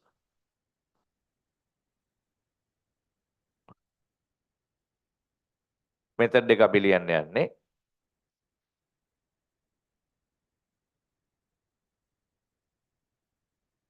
මේ ටිකත් අපි ලියා ගන්න ඕනේ. ගෙදර ගිහලා ලියන්න කිව්වට ඔක ලියන්නේ නැහැ කවුරුවත් බලන්නෙත් නැහැ පොතක්වත් ඊට පස්සේ. ලියන්න first step එක මේ තියෙන්නේ cultivation of pure breeding tall and short. මේක නම් මතක තිබ්බහම ඇති නේද? Parental generation was known as P කියලා ලියන්න ඕනද? නෑනේ. අපි දැන් ගණන් හදනවනේ. මෙතන විතර ලියන්න පුතේ. Then the second step. First step, second step. Then the third step. Obtain new seeds by cross-pollination and plant them to obtain the next generation. Next generation.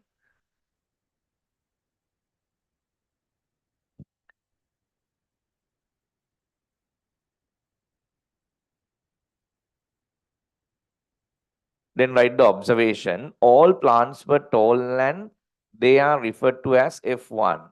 Common element. F1 Serma plants tall. The fourth one, allow self-pollination to take place within F1. F1 අතර self-pollinate කරා. Then write the fifth step. The resultant seeds were planted to obtain F2 generation ratio 3:1 between tall and short. Both observations, methods are in the same paragraphs. Okay. Observations මේකෙම තියෙනවා දෙකක්. මේ එකක්.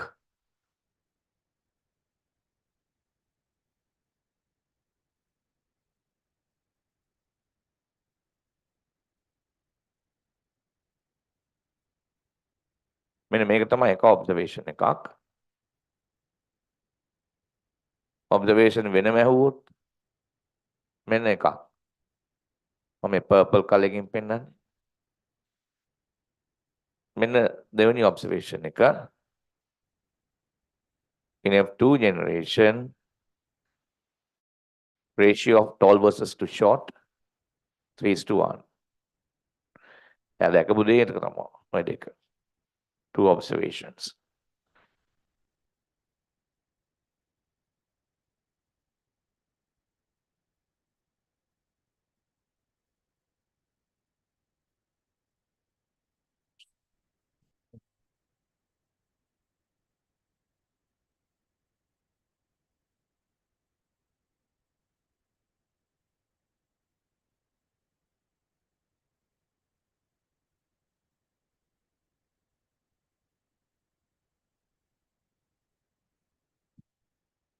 Then the conclusions.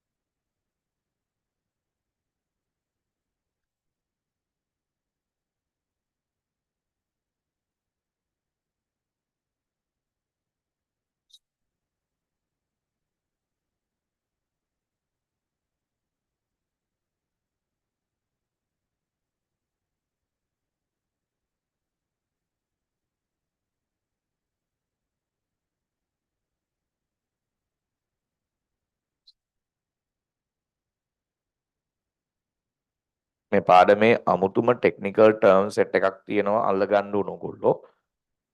හරි? ඕගොල්ලන්ට හිතන වචන ලියන්න යන්න එපා.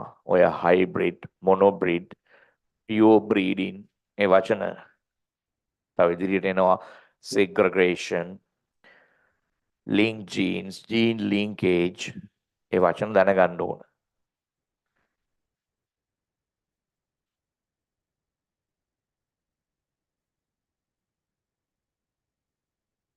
Finished?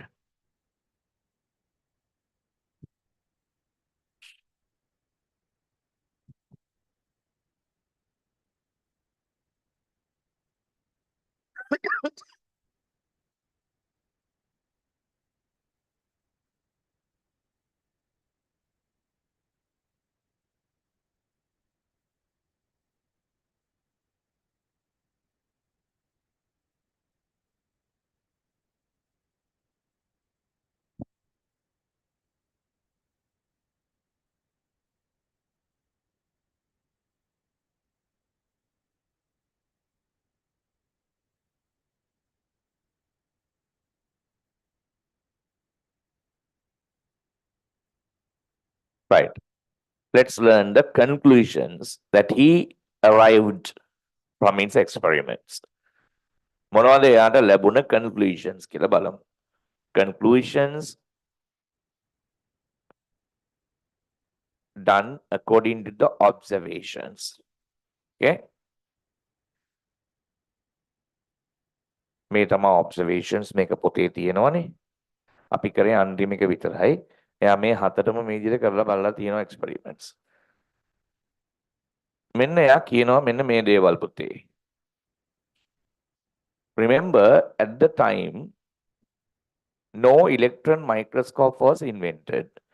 No DNA invented. No genes identified. No chromosomes have been identified. ඒවා මුකුත් තිබ්බේ නැහැ ඒ කාලේ. He told that according to the results, each and every inherited character determines by two factors. ඕනෑම inherited character එකක් factors දෙකකින් තීරණය වෙනවා කියලා කියනවා. Each and every inherited character determines by two factors. One is dominant factor, the other one is recessive factor. එකක් ප්‍රමුඛයි අනිත් එක්කෙනා යටපත් වෙන නිලීන එක්කෙනෙක්. හරිනේ? In tall and short contrasting characters, tall is the dominant, short is the recessive. Mendel කිව්වා හැම. හැබැයි එයා කිව්වේ factors කියලා. But later scientists identified that those factors are what? මෙයා මේ factors කියපුවා මොනවා කියලාද හොයාගත්තේ? genes කියලා හොයාගත්තා. ජාන කියලා කිව්වා. හරි. අපේ plants වල animals ලගේ ඕනම character එකක් decide වෙන genes දෙකක් තියෙනවා. අපේ උස තීරණය වෙන genes දෙකක් තියෙනවා. tall නම් එක gene එකක්, short නම් තවත් එකක්. තේරුණාද? අන්න එකයි කියන්නේ. එයා පස්සේ ඒක එයා නෙමෙයි අනිත් සයන්ටිස්ට්ලා කියනවා මේ factors කියලා මෙයා කිව්වේ genes වලට කියලා. ජාන වලට කියලා. හරියටම හරි. ඉතින් අපි genetics වල මේවට English terms දෙනවා පුතේ.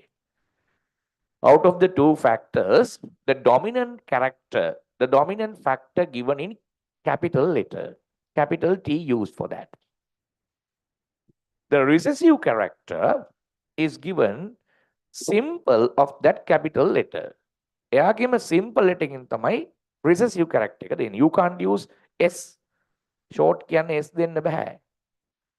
Should be the symbol of the capital letter. Okay. Then he used pure breed tall plants and pure breed short plants. Can you remember? Parents were pure breed tall and pure breed short.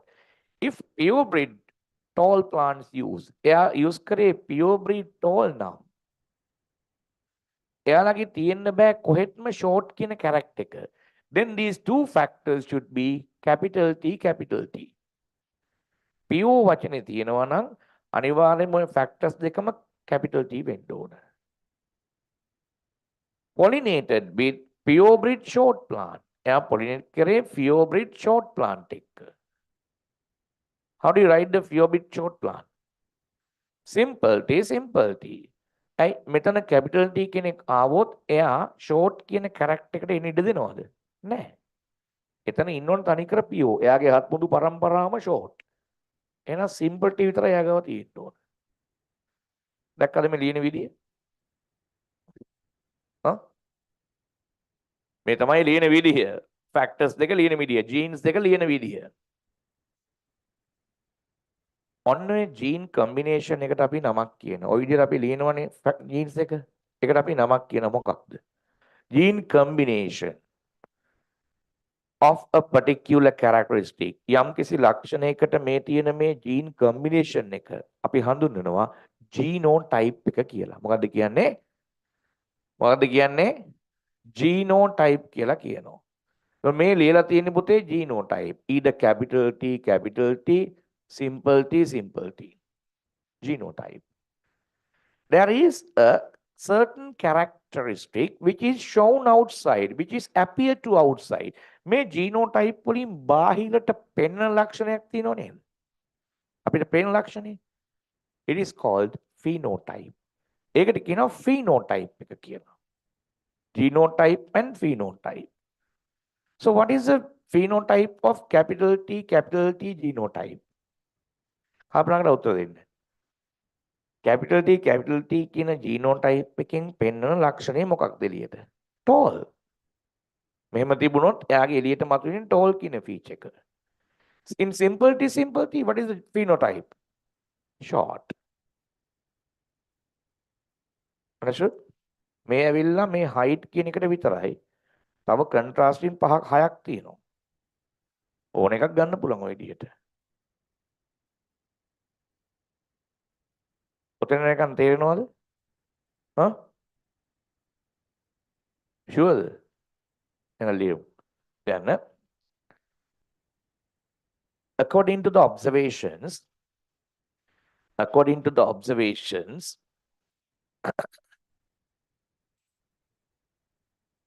Mendel explained that, Mendel told that,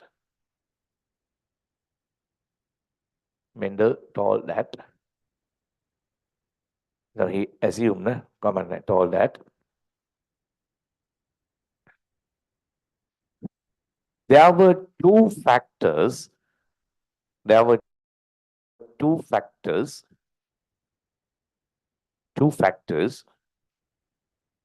determines a single characteristic Two factors determine a single characteristics in organisms. Single characteristic of organisms.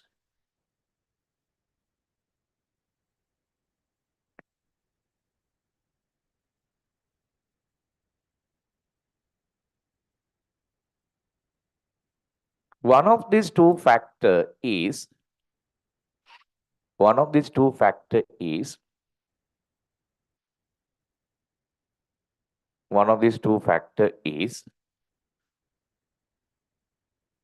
mostly appeared වැඩිපුරම පෙන්නනවා. Mostly appeared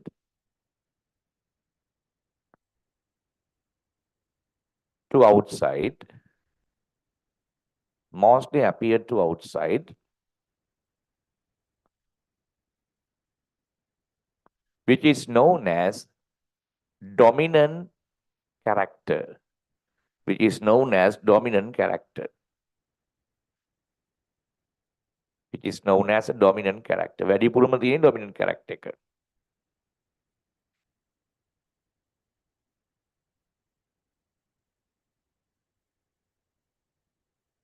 A capital letter is used for the dominant character.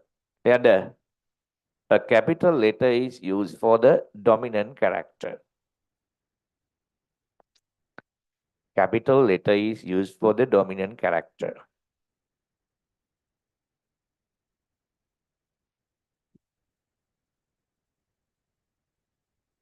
Another paragraph. Be sentences wise kadala. Next on.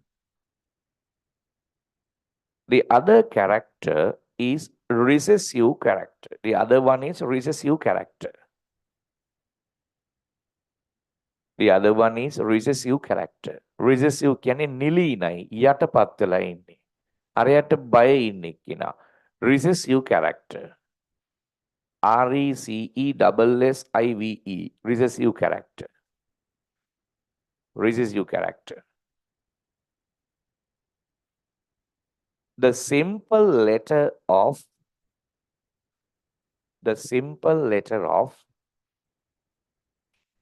the dominant character is given for recessive.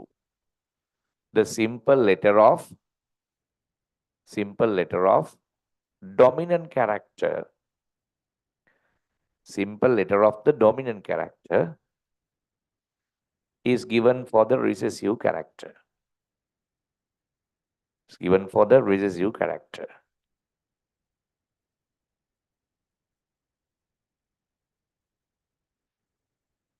In brackets, right? Varang actually,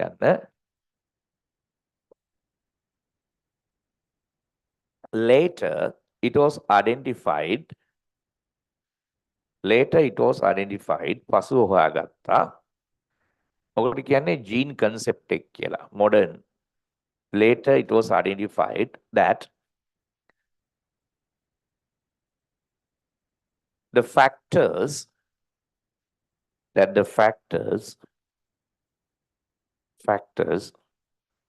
expressed by Mendel, may are factors කියපුවා.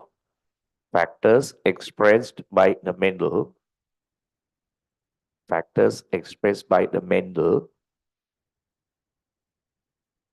were genes. They were genes. ඒවා ජාන. Genes. Close the bracket. Close the bracket. Close the bracket. දැන් ඔන්න ටික ටික තේරෙන්නේ නැතුව යනවා. ඒකේ තේරෙන්නේ දැන් ඉතුරු වෙන්නේ කටපාඩම් සෙට් එක නෙමෙයි. දැන් ඉතුරු වෙන්නේ තර්කානුකූලව හිතන සෙට් එක. මෙතනින් එහාට යන්න පුළුවන් කටපාඩම් සෙට් එක හැලෙනවා. හැලෙන්න එපා. Just hang on. අල්ලගෙන යන්න ඇදගෙන. තේරුණාද? මේවා මං කරපු එක්ස්පෙරිමන්ට් නෙමෙයි මෙන්ඩල් කරපුවා. right. ඔය ෆැක්ටර්ස් එක ලියන විදිහක් තියෙනවනේ. අපි ඒකෙදි කියන අපතේ phenotypes and genotypes කියලා මං කිව්වා නේද? ඔව්. අපි එකක් අරන් ලියමු. example කියලා ලියන්න. example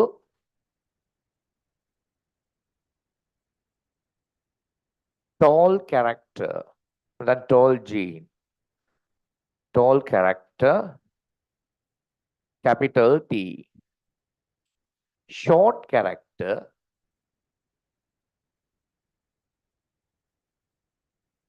simple T.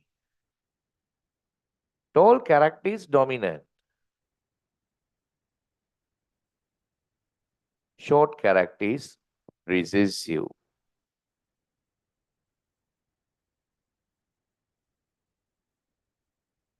Livalema, Leanna, Padilium. Then write pure breed, tall. How to write these two genes, two factors? මම වෙලාවකට genes කියනකොට factors කියන ගණන් ගන්න එපා. How to write this? Pure breed tall, capital T, capital T. Similarly, write the pure breed in short. Capital T, simple T. Sorry, simple T, simple T. Simple T, simple T. හරි ඒක වෙච් එක හොඳයි ඒ වැරද්ද මගේ අතින්. Hey, if these two genes are capital T, simple T, what does it mean? මෙහෙම වුණොත් දැන් මොකද්ද වෙන්නේ? Is it pure breed? No, that is hybrid. මේක ඇවිල්ලා hybrid. That plant has mixed characteristic of short and tall. මේ characters දෙකේම mix එකක් තමයි මෙයාට තියෙන්නේ. එයාට කියන්නේ hybrid කියලා.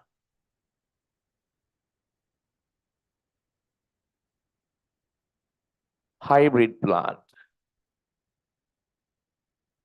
of tall and short. එකක් ලියන්න. Tall and short. Capital T, simple T.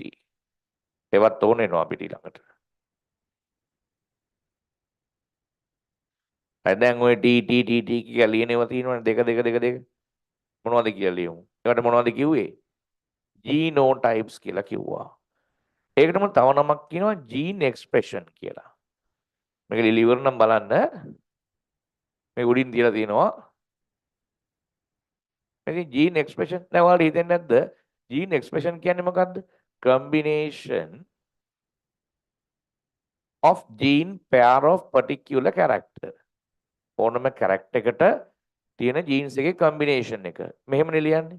දැන් අපි ලියුවේ capital T, simple T, simple T, simple T, capital T, capital T. මේ අරන් තියෙන්නේ වෙන මොනවද feature එකක්. red color වගේ අරන් තියෙන්නේ මොකක් හරි color of the plant හරි මොකක් හරි අරන් තියෙන්නේ. මෙහෙම ලියනවට කියනවා gene expression කියලා. ඒකටම නේද genotype කියන්නේ. The gene composition determine that feature is known as genotype. ඉතින් ඒකමනේ මේක. දෙකම එකයි ඇත්තටම ගත්තොත්. ලියන්න වෙනම පහලින්. The combination of gene pair, the combination of gene pair, the combination of gene pair, combination of gene pair for a particular character, for a particular character, combination of a gene pair for a particular character is known as gene expression. Is known as gene expression. Gene expression.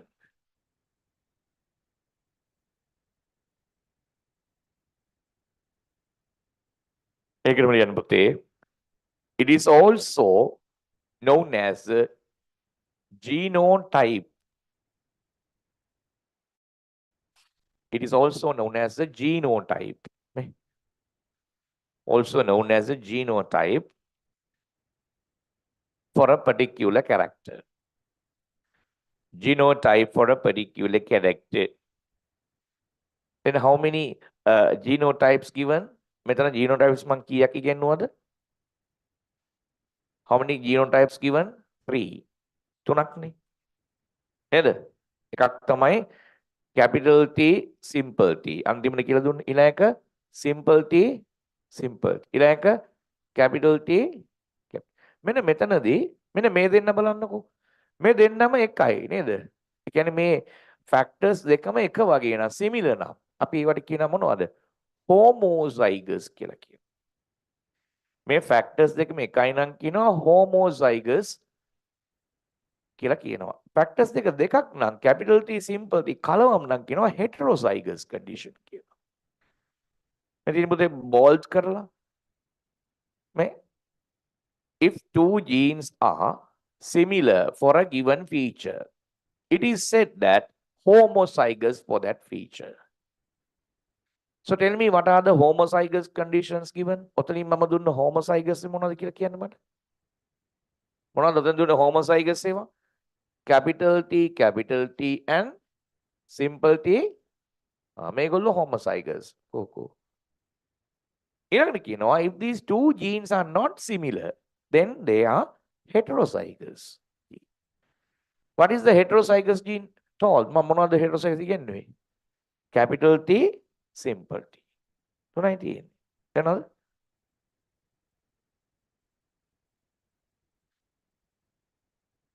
හරි. මුලින්ම ඔතන මේ ලියන්න වෙන මේ paragraph එක. If two genes are similar, two genes are similar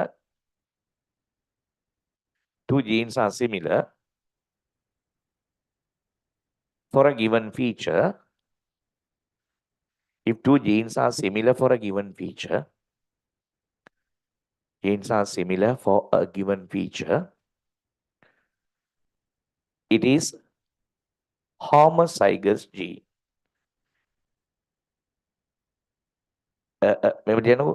It is homozygous condition. Homozygous genes කිව්ව කමක් නැහැ. Homozygous condition. It is කියන්න බෑ. they are වෙන්න එපා නේද? Homozygous condition. දැන් ඕකේ තියෙන homozygous දෙක ලියන්න. capital T and simple T. Homozygous genotypes. Homozygous gene expressions. capital T, simple T. ගොඩක් තියෙනව නේද පුතේ? capital T or simple T. මොකක්ද වෙනස?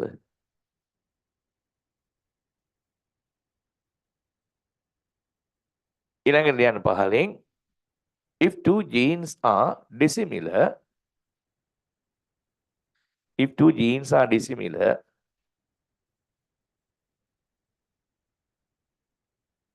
වහලා තියාගන්න. if two genes are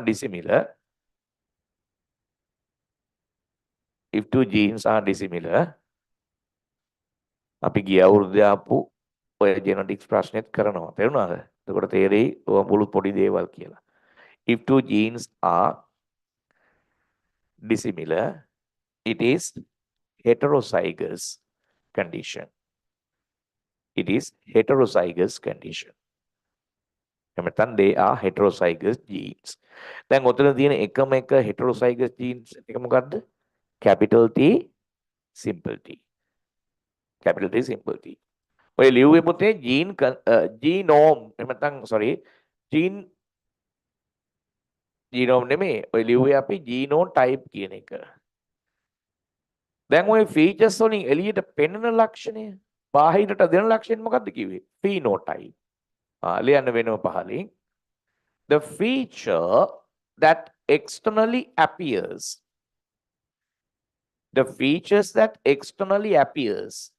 බාහිරට පෙනෙන ලක්ෂණය. The features that externally appears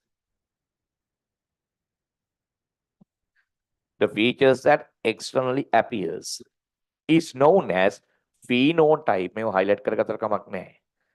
පැටලෙන්නේ නැත්තම්. phenotypes. දැන් ඔයගොල්ලෝ හිතනවාද ඇත්තටම අපේ ඇඟේ තියෙන ජානවල ජීන්ස් වල ඔය වගේ ඉංග්‍රීසි අකුරු කොටලා තියෙන්නේ කියලා. සමහරව හිතන්නේ නැති එහෙම. මේ ජීන් එකේ මයික්‍රොස්කෝප් එකෙන් බැලුවම කැපිටල් T අකුරක් පේනවා ඇති. අනිත් එකේ සිම්පල් T පේනවා ඇති. එහෙම පේන්නේ නැහැ සරච්චන්ට තේරුණාද? එහෙම මේ ඉංග්‍රීසි අකුරු කොටලා නැහැ ජීන්ස් වල. අපි මේ අකුරු දාගන්නවා. The feature that externally appears is known as phenotype. බාහිරට පෙනෙන ලක්ෂණ කියන්නේ phenotype කියලා. දැන් ඔයගොල්ලෝ ලියපු ඒවා ඉස්සරෙන් phenotype එක ලියන්නකෝ. Capital T, capital T. Write the phenotype. What is it? Tall. Simple T, simple T. Write the phenotype. What is it? Shat. Capital T, simple T. What is the phenotype? දන්නේ නැහැ. තාම දන්නේ නැහෙනේ කියලා දෙන්න. මං කිව්වා මේ garden pea වල intermediate plants නැහැ කියලා. අතරමැද උසේව නැහැ එක්ක උසයි. දැන් මෙතන මේ tall කියන dominant character එකත් එක්ක ඉන්නේ short කියන recessive. That dominant character does not allow to appear the short character. Therefore, it is also tall. මේ යකා ඉන්නකන් අර recessive එකට chance එකක් නැහැ කියලා මං කිව්වා. කොහෙත් එහෙම තමයි. ඉස්කෝලේ ගත්තොත් ප්‍රින්සිපල් ඉන්නකම් වෙනෙකුට ප්‍රින්සිපල් වෙන්න දෙන්නේ නැහැ. කවුරු හරි ආවොත් මොකක් ලෙඩක් දාලා එලවනවා. ඔව්. දේශපාලනෙත් එහෙම තමයි පොලිටික්ස් වල. නේද? පේනවනේ? මහ එකා ඉන්නකම් අනිත් උන්ට නෝ chance. උන් ඉතින් තැන් වල මීඩියා කොන්ෆරන්ස් දීලා බැන යන නිසා කරන්න දෙයක් නැහැ.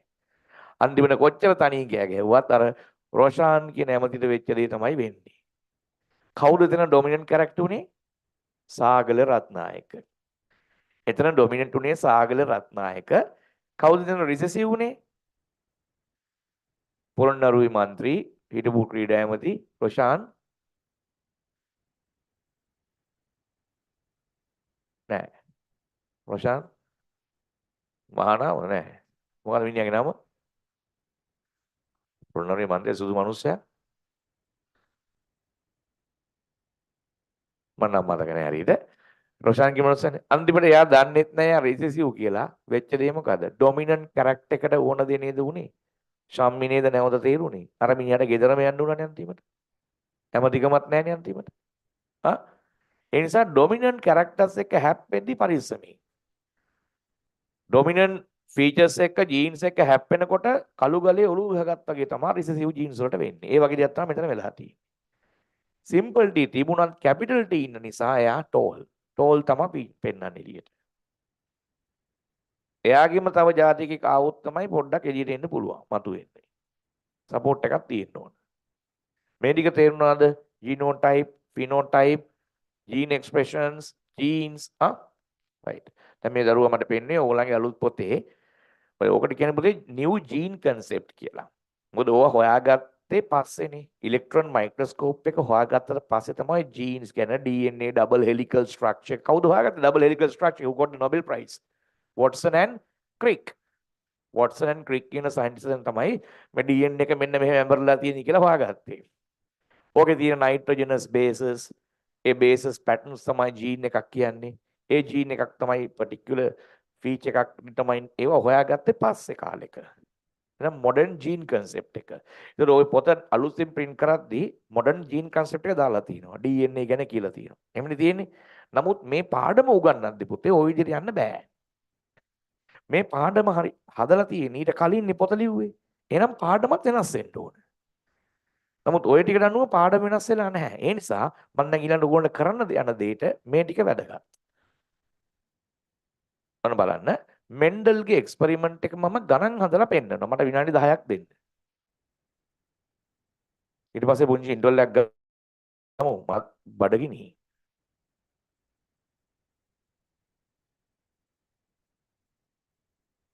දැන් ආපහු පෙරලා ගන්න මෙන්ඩල්ගේ මොනෝ හයිබ්‍රිඩ් ක්‍රොස් එක. Who are the parents? කවුද එතන ගත්ත parents ලා? කවුද මේ? තවත් කෙනෙකුට බඩගිනිනු බලමු. කතා කරන කවුද? මොකුත් නැහැ.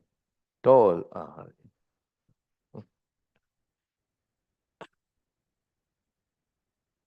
parents කියන්න P.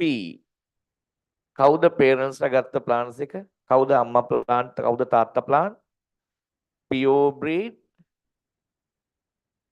tall versus pure breed short. ඔයගොල්ලෝ මේවා දන්නවා. pure breed short. Oh. Then write their genotypes. දැන් genotype කියව ගමන් දන්නවනේ ලියන්න ඕන එක. නමුත් පොතේ තියෙන ඒවා පස්සේ උගන්ලා තියෙනවා. කියන්න මට ජීනෝටයිප්ස් pure breed tall නම් capital T pure breed short අන්න එහෙම කියන්නේ. ඒක තමයි මටත් ටිකක් මොරල් එකක් අප් වෙලා එන්නේ. දැන් වෙන්න ඕන parents ලගේ මියෝසිස් process එක වෙන්න ඕන. ඇයි gametes හැදෙන්න ඕන නේද? මොනවද male gametes? sperms. මේ plants නේ. එහෙනම් plants නම් male gametes මොනවද? pollens. female gametes ovules.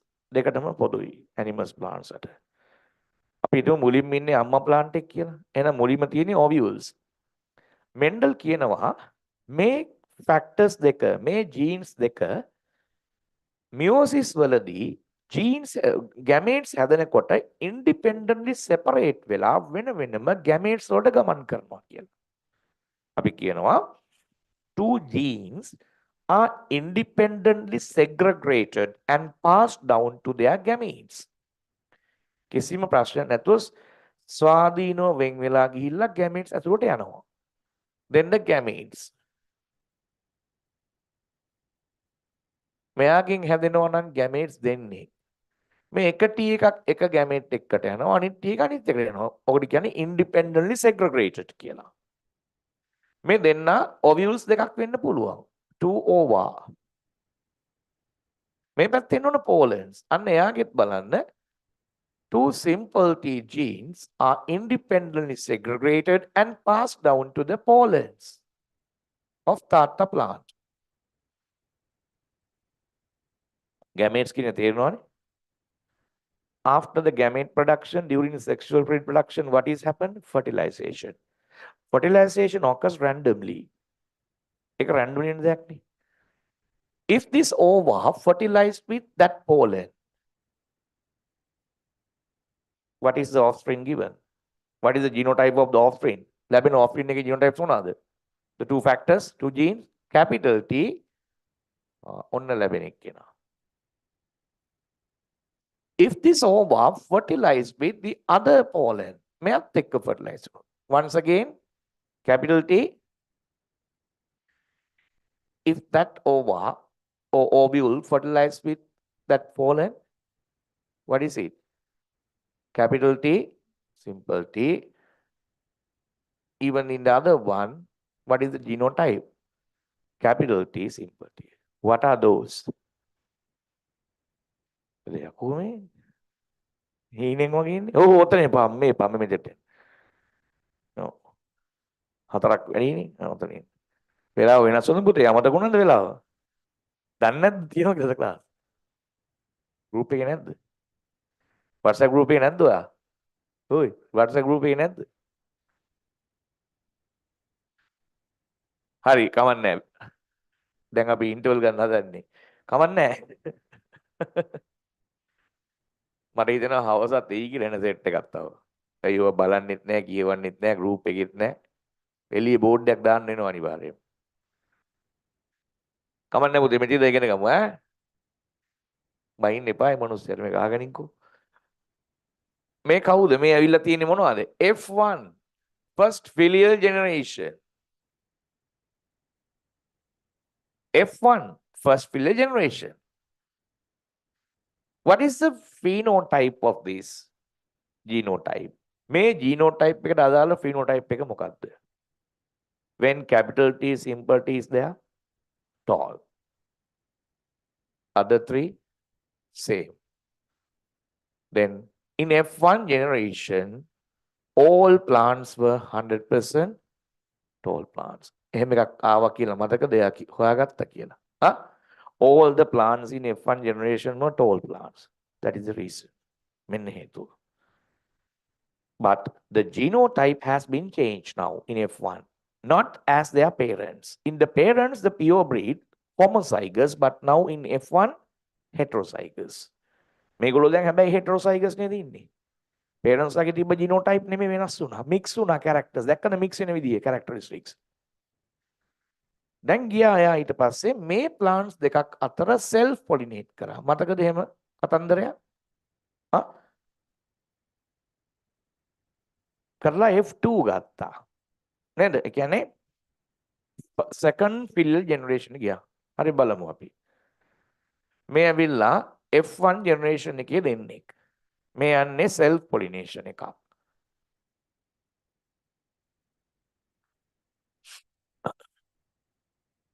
Earlier it was cross pollination. මෙතන ගියේ cross pollination.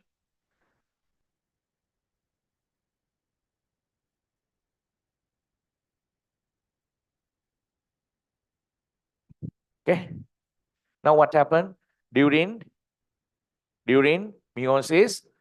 Two factors independently passed down, separated and passed down to the gametes. Then the gametes produced. What are those gametes? Those are the gametes of F1. Then F1 දෙවනි දරු පරම්පරාවේ gametes හදෙන්නේ යන්නේ. නෑ පළමු දරු පරම්පරාවේ. Capital T and simple T. මෙතනත් මොනවද?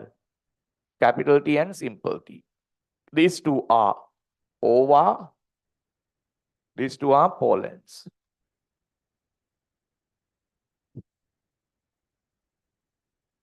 Then F2. Fertilization එකෙන් F2 හැදෙනවා. බලමු randomly කොහොමද හැදෙන්නේ කියලා. If this ovule fertilized with that pollen, what about the genotype of the F2 generation? Capital T, capital T. It is homozygous for dominant character. Am I correct? Homozygous for dominant character. If this ovule fertilized with that pollen, මෙයත් එක්ක fertilize වුණොත්. Capital T, simple T. Heterozygous for heterozygous condition. If these two ovule and the pollen fertilize, once again heterozygous, and these two get simple T, simple T. බලන්න මොකද වෙලා තියෙන්නේ කියලා. How many genotypes obtained? Genotypes කීයක් ලැබිලාද F2 generation එකේ? Genotypes කීයක් ලැබුණාද? හොඳට බලලා කියන්න තේරෙන විදිහට. වැරදුනන කමක් නැහැ. Genotypes of F2 generation. How many genotypes? Different? 1, 2 or 3? 3. They are capital T, capital T, capital T, simple T and simple T. But in F1 generation, what about the genotypes? F1 එකේ genotypes මොනවද ඔක්කොම ලැබුණේ? Only capital T මේක විතරයි ලැබුණේ. නමුත් F2 එකේ 3 දෙනෙක් ලැබිලා ඉන්නවා. What is the ratio of the genotype of F2? Genotype ratio එක කීයද මේ 3 දෙනාගේ? How many capital T genotypes obtained? 1. How many capital T simple T genotypes obtained? 2. How many simple T genotypes obtained? 1. So what is the genotype ratio of F2 generation? Genotype ratio of F2. 1:2:2. But in F1 generation, හැබැයි F1 එකේ කීයද ලැබුණේ? 100%. මෙයාගේ වෙනස්. 1:2:1. හරි අපි phenotypes වලට යමු. What is the phenotypes given in capital T, capital T? මේකෙන් පෙනෙන ලක්ෂණය මොකක්ද? Tall. In the second one, capital T, simple T. අයියෙන් කියන්න කට ඇරලා. Tall. Another one, capital T. Simple T. Then what is the phenotype ratio of F2? Phenotype ratio of F2. දෙන්නනේ ඉන්නේ phenotype tall and short නේ ratio.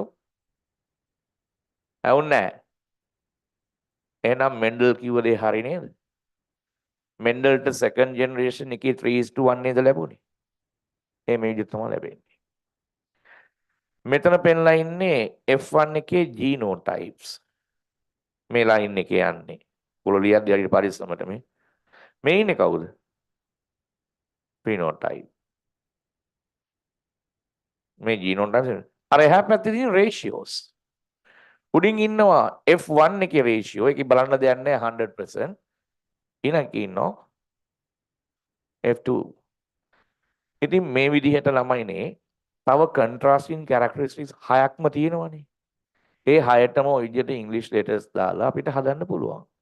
මේ විදිහට හදලා පෙන්නනකොට අපි කියනවා schematic diagrams කියලා. මේකට කියන්නේ schematic diagrams කියලා. මේක මේ විදිහට නැතුව තව විදිහකට පෙන්වන්න පුළුවන්. Punnett කියන scientist වෙනත් method එකක් දුන්නා. ඒකට කියනවා Punnett square method කියලා. Punnett box method කියලා. එනවා මම ඒක කියලා දෙන්නම් after the interval. පුංචි ඉන්ටර්වල් එකක් ගන්න කලින් මේක හරියට පැහැදිලිව ඇඳලා ගන්න මේ රේෂියෝස් අනම්මනම් පැහැදිලිව ලොකු අකුරෙන් ලියා ගන්න ඉස්සරහට වැරදි නැත්තම් ඔයගලන්ට මම මේක ඕෆ් කරන්නේ නැහැ මයික් එක විතරයි ඕෆ් කරන්නේ පුතේ මයික් එකයි වීඩියෝ එකයි ඔන්ලයින් දරුවෝ විනාඩි 10න් ඇවිල්ලා වාඩි වෙන්න මම පටන් ගන්නවා ටක් ගාලා ඔයගොල්ලෝ මේක ලියාගෙන වැඩි දඟලන්න කෑගව ගන්න නැතුව පාඩුවේ දෙන දෙයක් කාලා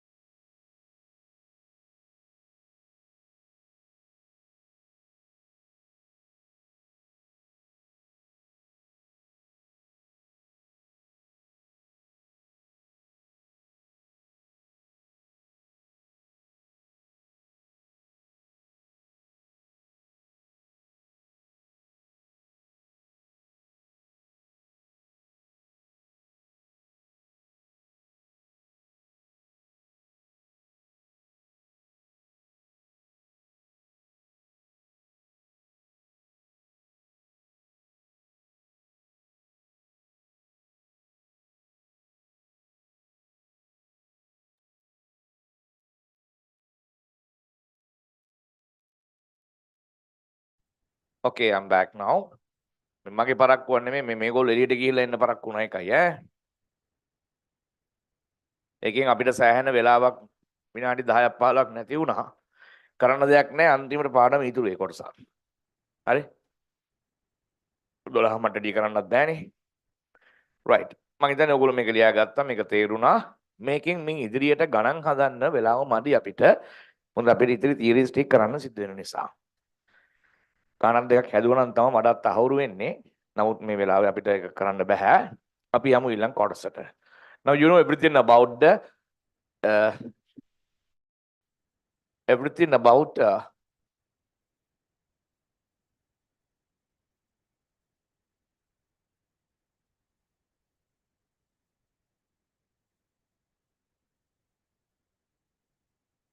monohybrid cross. Punnett square method. Another method of expressing monohybrid cross, stressed by the scientist named Punnett. What we did is a schematic diagram. අපි ඔච්චර කරේ schematic diagrams කියන එක. මෙන්න Punnett box method එක. Square method. First you have to draw a square, separate into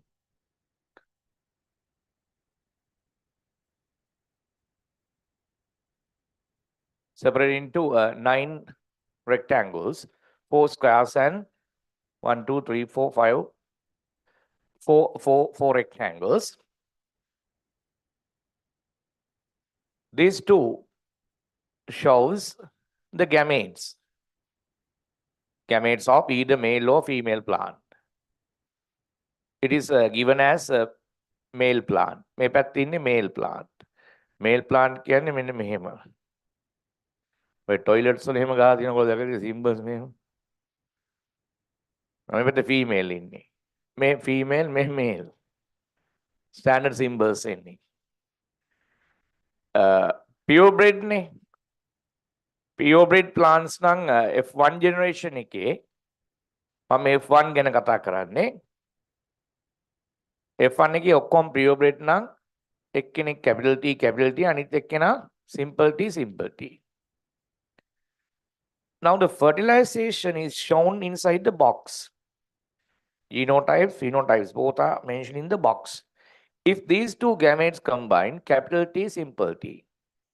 Write the phenotype inside the box. What is the phenotype? Tall. When these two may හැමතැනම ඉන්නේ capital T, simple T. මතකයි 100% tall plants obtain. So this is how to express F1 generation in a Punnett square. ඔන්න මේ පැත්තේ ලියාගන්න එක parent plant එකක genotype එක මෙතන අනිත් එක්කෙනාගේ simple T. මේ කොටු හතරේ තියෙන්නේ gametes. Then F2 generation, another Punnett square for that.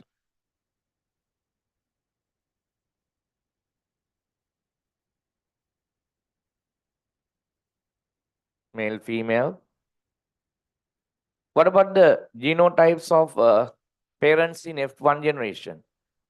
Capital T, simple T. මතකද? එයාලගේ genotypes එන්නේ capital T, simple T. So two gametes form all the time. හැමදෙස්සෙම gametes දෙන්නයිනේ හැදෙන්නේ. One is T, capital T, the other one is simple T. Capital T, simple T. ඔන්න හැදෙන gametes. මේ gametes පෙන්නන්නේ. Fertilization. If these two fertilized, the feature given out is tall.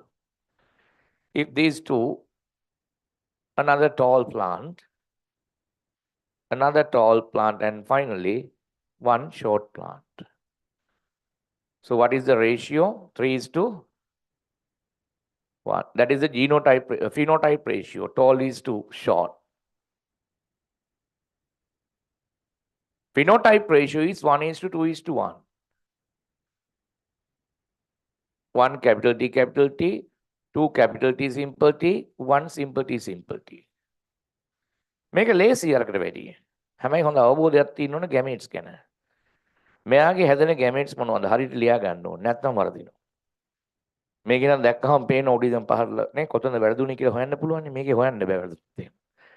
ප්‍රශ්නේ තියෙන්නේ ඔරල් exam එකේ සමහර වෙලාවට කියනවා පනට් බොක්ස් මෙතඩ් එකෙන් පනට් ස්ක්වයර් මෙතඩ් එකෙන් දෙන්න කියනවා.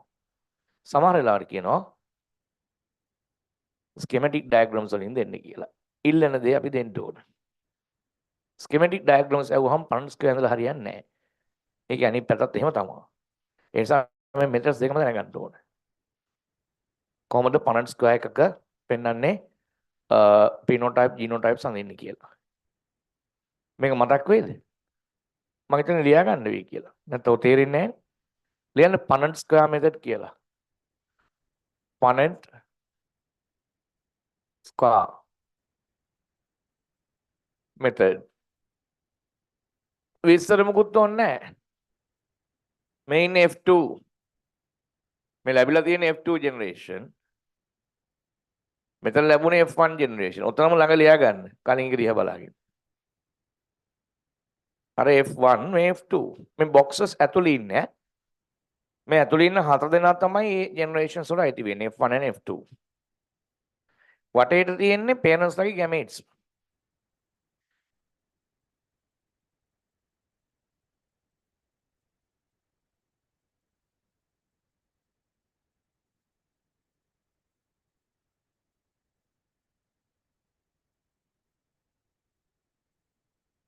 මේක තව අපැහැදිලි නම්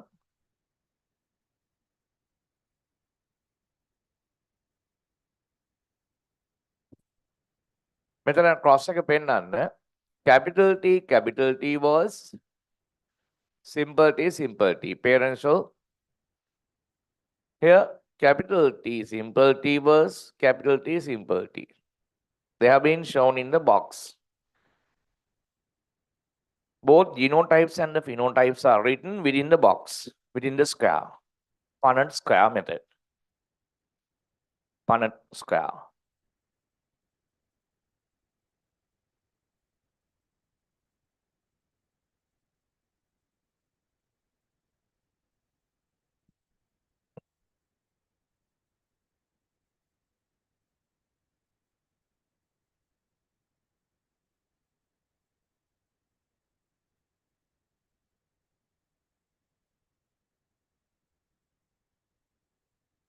According to the Mendelian pattern, ඔකට කියන්නේ Mendelian pattern එක කියලා. මොකක්ද Mendelian pattern? Mendelian pattern F1 generation all are dominant plants or dominant animals. F2 generation the ratio is 3:1.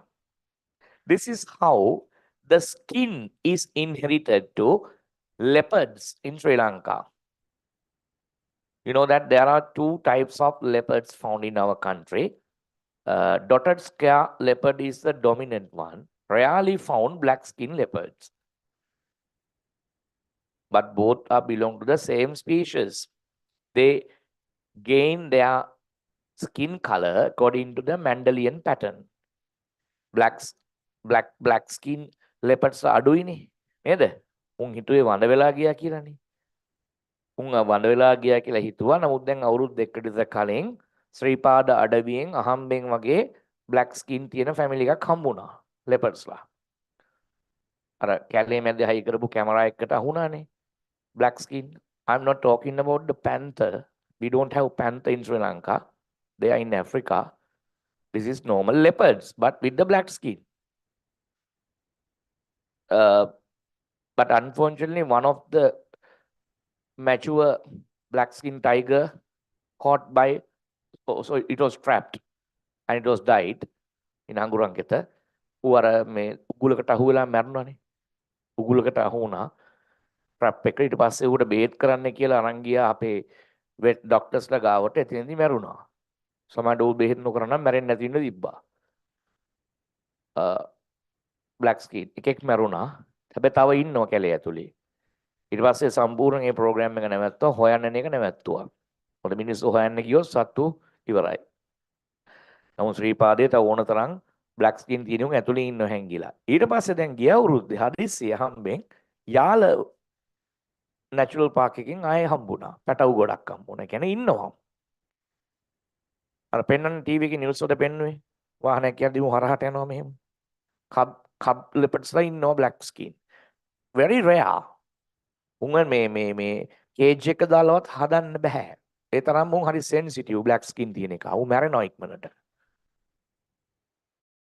එතකොට 3:1 තමයි රේෂියෝ. ඒ කියන්නේ dotted skin leopards ලා 3ක් හම්බෙද්දි කළු තියෙන එකයි එන්නේ. ඒකනේ ඉතින් දැන් ලංකාවේ තියෙන leopards ලා බොහොම අඩු සංඛ්‍යාවක්.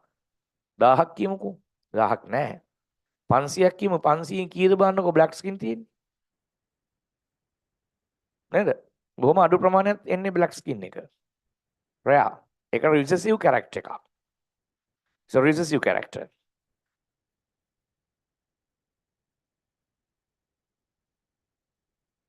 මිනිස්සු දන්නේ ඒක වෙන ස්පීෂිස් එකක් කියලා නෑ. leopardsම තමයි. ලංකාවේ leopards ගේ scientific name එක මොකද්ද? What is the name? Panthera pardus scotia. Panthera pardus scotia කියන එක තමයි ශ්‍රී ලංකන් leopard ගේ scientific name එක. Panthera pardus scotia. Scotia කියන්නේ Tamil name එකක්. Tamil. Scotia. Panthera තමයි උගේ genus එක. Pardus species එකක්. හැබැයි අපි tiger කියලා කියන්නේ ඔකට නෙමෙයි. සිංහලෙන් tiger කියන්නේ ව්‍යාග්‍රයා. ඌ කියන්නේ බෙන්ගලි tiger. ඌ තමයි ඔය රිදීගම පාක් එකේ එහෙම ඉන්නේ. The most aggressive type of animal in the jungle. It can attack to a lion even. Heavier than lion. Lion ට වැඩිය බර වැඩි ඌ. ඒ tiger කියන එක. Lion ට attack කරනවා ඌ ගිහිල්ලා. Lion බයයි ඌට. නැත්නම් උතර රිදීගම ඉන්නේ උන් නම් කන්න දීලත් නැහැ. ඔය ඉන්න පව්. ඔයිට වැඩිය ලොකුට හැදෙනවා දෙගුණයක් විතර සයිස් එකට උන්. සිංහයාට වැඩිය ලොකුයි. ව්‍යාග්‍රයා. ඌට ඕන වතුර පීන ඉන්න. YouTube එකේම දැකලා තියෙනව නේද? ඇද්දගෙන යනවා කිඹුල්ල හිටන්. right. හරිනේ? මේ බොක්ස් එක දෙකට බෙදලා තියෙන්නේ මේල් ෆීමේල් ගැමේට්ස් වලට. දන්නවද? මෙන්න මේම සිම්බල්ස් දෙක තියෙන්නේ. This is male, female. Scientific symbol for male, female.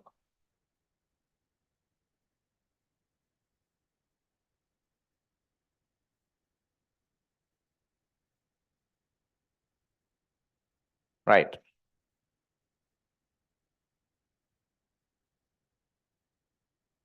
Though we learn අපි ඉගෙන ගත්තත් Mendelian pattern, there are some deviations from Mendelian pattern. මේක හොඳට අහගන්න. Mendelian pattern එකෙන් පරස්පර තියෙනවා. ඒ කියන්නේ එයාට ඔක්කොම කියන්න බැරි වුණා. He did not mention about the genes. He was unable to explain how characters are transmitted to the next generation. කොහොමද ඒවා යන්නේ ඊළඟ පරම්පරාවට? Didn't explain. කිව්වේ නැහනේ. And another experiment was done by a scientist named Morgan. Morgan obtained different results, deviated results from the Mendelian pattern. එයාට ලැබුණ results මේ වගේ නෙමෙයි. Deviations කියන්නේ වෙනස්කම්. He did not obtain 100% dominant characteristics in the F1 generation. He did not obtain the ratio of 3:1. එයාට 3:1 කියන ratio එක ලැබුණේ නැහැ. Then he studied that. Why did he get the Mendelian pattern? Then finally he realized that there are some genes present in the same chromosomes which do not independently segregated during gamete production. තේරුණේ නැනේ? අසරක් කියන්නම් there are some genes present in the same chromosomes which do not independently segregated during gamete production. Mendel කියන විදිහට මම කියපු විදිහට ඉස්සර වෙලා මම ඉස්සලා කියපු විදිහට අපි ඉස්සලා ඇඳපු විදිහට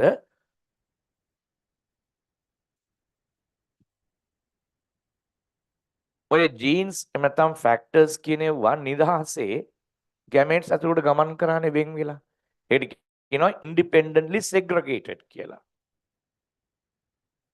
හැබැයි මෝගන් බැලුවා එහෙම වෙන්නේ නැහැ.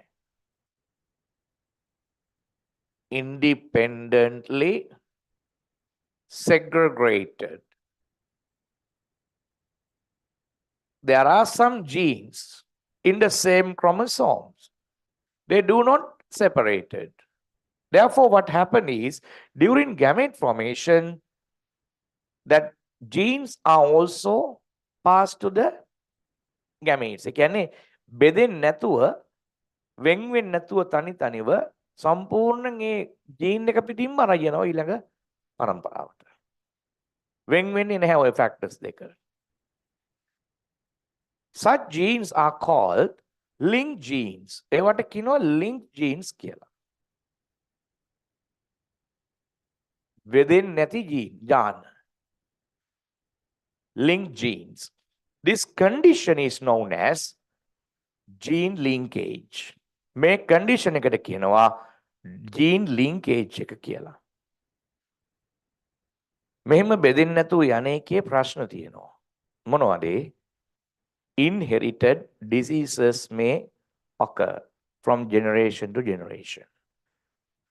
බෙදිලා යනවා නම් පුතේ randomly වෙන්නේ ඊළඟ තාත්තට ලෙඩක් තිබ්බා කියලා ඒක දරුවට යන්නේ නැහැනේ.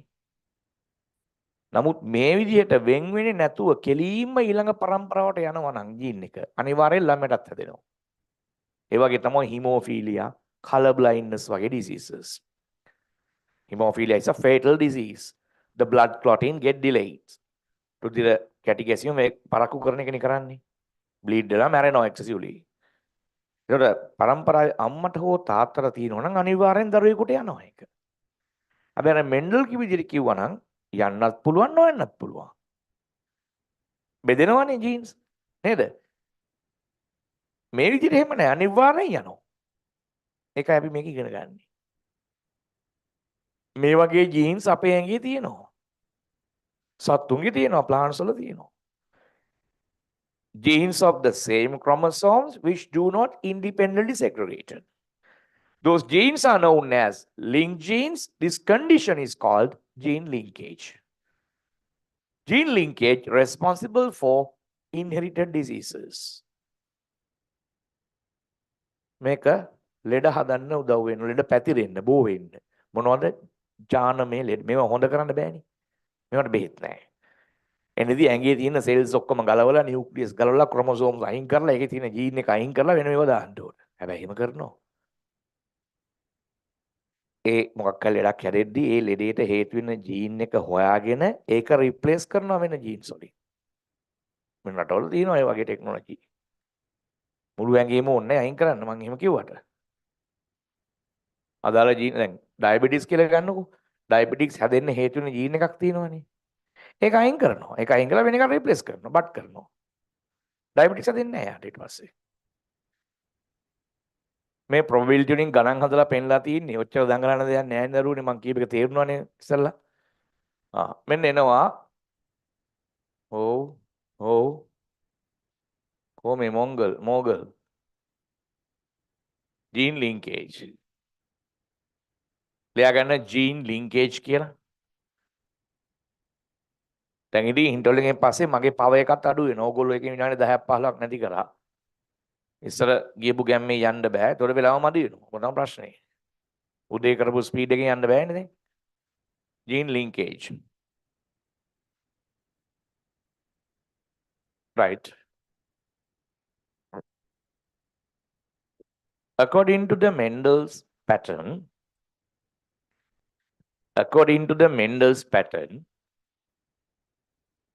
Mendel's pattern,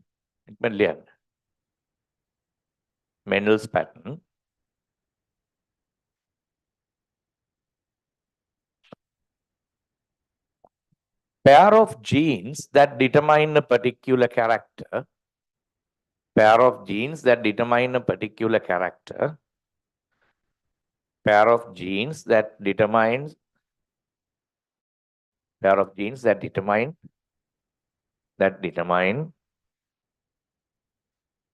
a particular character, determines a particular character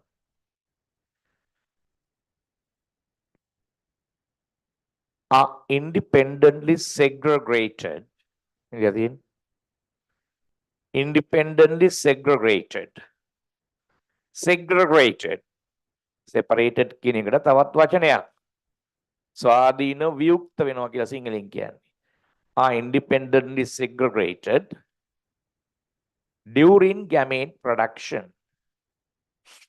During gamete production. Gamete production. Right in another paragraph, a separate paragraph. But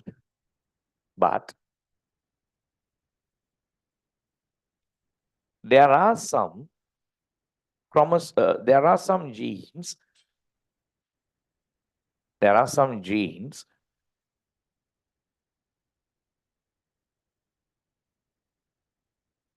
present in the same chromosome. There are some genes present in the same chromosome. Genes present in the same chromosome, which are not segregated independently. Which are not segregated independently. Not segregated independently.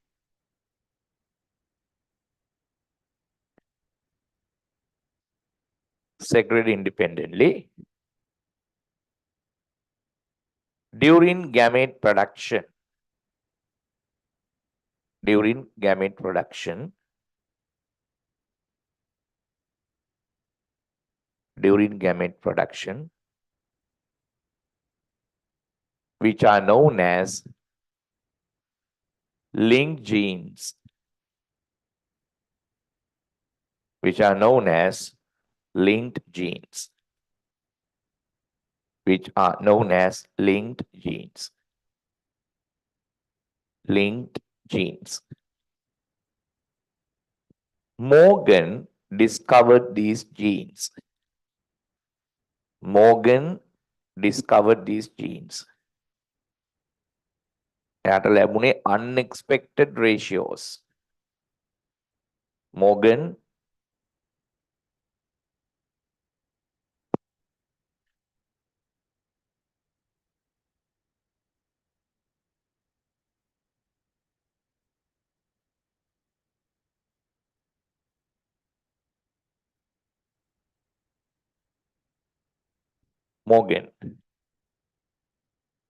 discovered.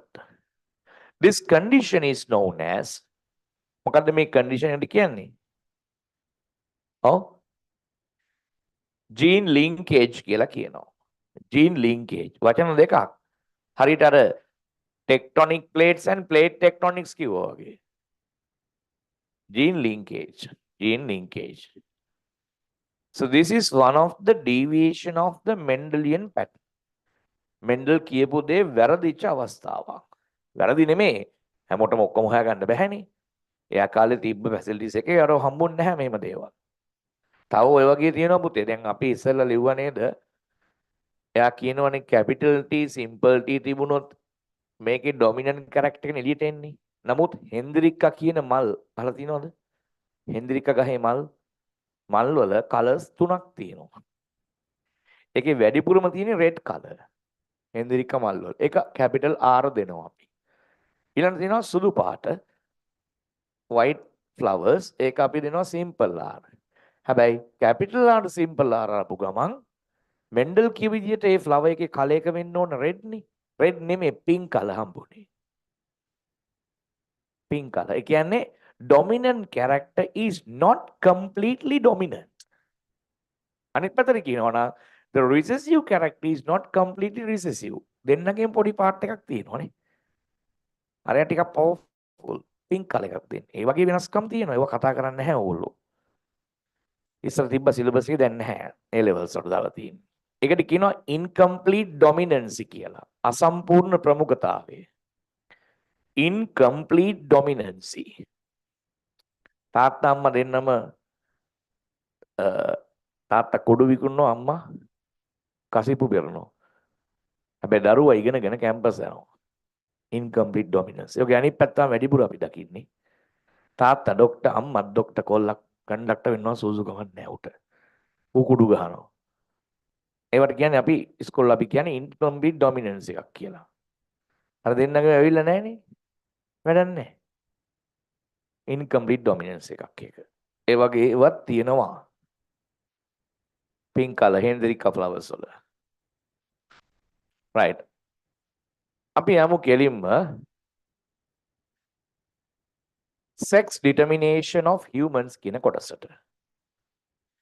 මේ ලෝකෙ කොච්චර දියුණු වුණත් තාමත් sexual reproduction එකෙන් natural sexual reproduction එකෙන් හම්බෙන දරුවා පිරිමිද ගැහැණුද කියලා කාටවත් කියන්න බෑ මාස දෙක තුනක් යනකම්. හැබැයි ඒවා මේ ටියුබ් බේබීස් නම් ඒව නම් පුළුවන්. ස්පර්ම්ස් අරගෙන බලන්න පුළුවනි. මං කියන්නේ natural reproduction එකේ sexual reproduction එකේ හම්බෙන දරුවා ගැහැණු දරුවෙක්ද පිරිමි දරුවෙක්ද කලින් කියන්න බෑනේ. ඒක තමයි sex determination කියලා කියන්නේ. කොහොමද වෙන්නේ? How many chromosomes are there in our cells? How many chromosomes are there in Homo sapiens? මගේ නම් තියෙනවා 46ක්. How many chromosomes that you have? 46. 46 can be also known as 23 pairs of chromosomes. එහෙම කියන්න පුළුවන් ඇයි? 23 came from mother's side, remaining 23 from the father's side. So we can tell them as 23 pairs. They are identical to each other. ඒවා සර්ව සමයි. With length ඔක්කොම එක වගේ chromosomes. They arrange as pairs. ඒගොල්ලෝ pairs විදියට ඉන්නේ. pairs කිව්වේ මොනවද? මෙන්න මේවා. couples විදියට ඉන්නේ. මේ අම්මගේ පැත්තෙන් ආපු chromosome එක නම් මෙන්න තාත්තාගේ chromosome එක. දෙන්නම එක වගේ. මේ centromere කියන මැදත් එකම level එකේ තියෙන්නේ. දිග පළල ඔක්කොම එකයි. මෙතන තියෙන gene එකමයි මේකෙත් තියෙන්නේ. මෙයාගේ gene එකමයි මෙතනත් තියෙන්නේ. එකම level එකේ genes තියෙන්නේ. මේ එකම level එකේ genes වල අපි කියන alleles කියලා හඳුන්වනවා. alleles කියලා. මේ වගේ sets කීයක් තියෙනවද? 23 such. මේ අනිත් සත්තුන්ගේ සහ plants වල තියෙන ප්‍රමාණය. අපිට evolutionary relationship ළඟම සතා මොකද්ද? chimpanzee. උගේ තියෙන 48යි. දෙකක් වැඩි අපිට වැඩි. බලන්න මේ chromosomes දෙකෙන් කොච්චර වෙනස්කම් තියෙනවද කියලා. එතකොට මේ male female මේ Homo sapiens නේ කවුරු වුණත්.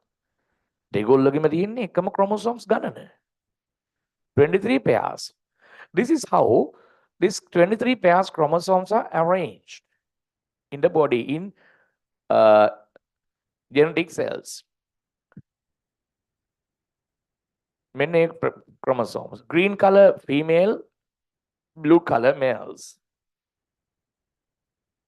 මේ ටියුට් එකේ තියෙනවා මම ඉදිරියේදී වන්නම් group එකට සාමාන්‍ය ෆොටෝකෝපිස් කරලා දෙන්නම්.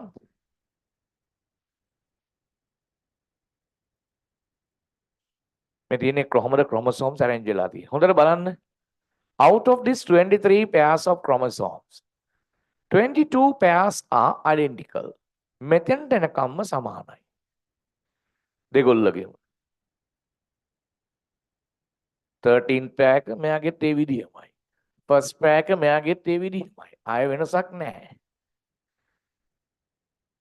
Out of 23 pairs, 22 pairs are known as 22 pairs are known as autosomal chromosomes.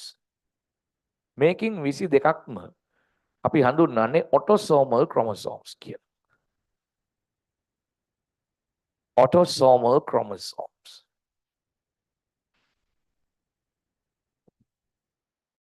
But 23rd pair determine your sex. 23rd එකෙන් තමයි ගැහැණු පිරිමි කියන එක තීරණය වෙන්නේ. මෙන්න female ලගේ 23rd pair එක. මෙන්න males ලගේ 23rd pair එක. ඒක බලන්න male female body එකේ කොච්චර differences තියෙනවද? මේ ඔක්කොම තීරණය වෙන්නේ මේ එක chromosome pair එකකින්. එතනින් තමයි වෙනස් වෙලා තියෙන්නේ අපි.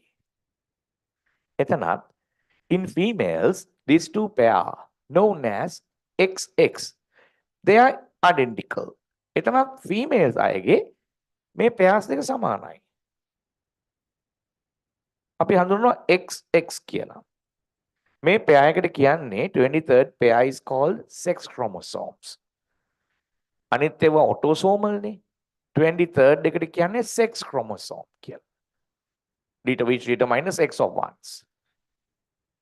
In females, this sex chromosome pair is identical. That is XX. But in males, it is X and Y. Y chromosome is smaller than the X chromosome. පිරිමියාගේ එක XY කියලා එන්නේ X එක ලොකුයි Y එක කුඩායි. Everything of the male body determined by this because this X chromosome is similar to the X chromosome of female. මේ මේල්ස් එකේ මේ එකක් X කියලා කිව්වනේ. ඒකත් අර ගැහැණු අයගේ X එකම තමයි. ඒකනේ අපිට ගැහැණු අයගේ හෝමෝන්ස් උත් අපේ ඇඟේ තියෙනවා. ඒ ෆීචර්ස් උත් අපේ තියෙනවා. නමුත් අර Y කියන chromosome එකෙන් ඒවා recessive කරලා තියෙනවා. Y chromosomes are not found in the male female body. It is found only in the male body. So male features given by this small Y chromosome. Understood? Then right. Sex determination of humans කියලා ලියන්න. Sex determination of humans.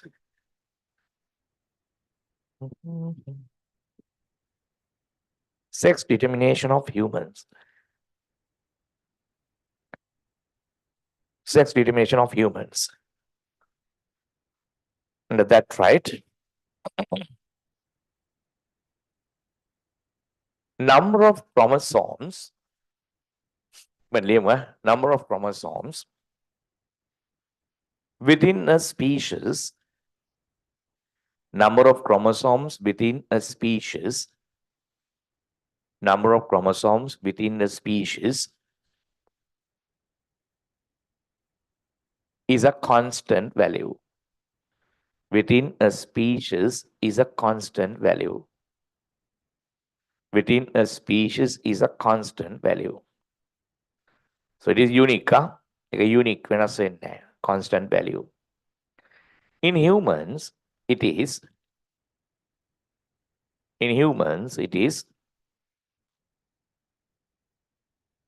23 pairs of chromosomes. 23 pairs of chromosomes or 46 chromosomes. It is 23 pairs of chromosomes or 46 chromosomes. 46 ඉන්නේ තාත්තගෙන් අම්මගෙන් හම්බෙච්ච chromosomes දෙක pairs විදිහට arrange වෙලා. ඉන්න කියනවා 23 pairs කියලා. Out of these 23 pairs of chromosomes, out of these 23 pairs of chromosomes, out of these 23 pairs of chromosomes, 22 pairs are autosomal chromosomes. 22 pairs are autosomal chromosomes. 22 pairs are autosomal. That's another name for autosomal. In brackets, right? Do you know? Can you tell me? දන්නවනම් කියන්නකෝ. Autosomal කියන තවත් නමක් තියෙනවා. ඔව්. Somatic chromosomes කියනවා. Somatic. Somatic කියන්නේ તો autosomal කියන එක තමයි. Somatic. ඒකෙන් තමයි පුතේ අපේ ඇඟේ අනිත් features තීරණය වෙන්නේ. එකම එක 23rd එකෙන් විතරයි ගැහණුද පිටින්ද කියලා තීරණය වෙන්නේ. තේරෙනවද? Then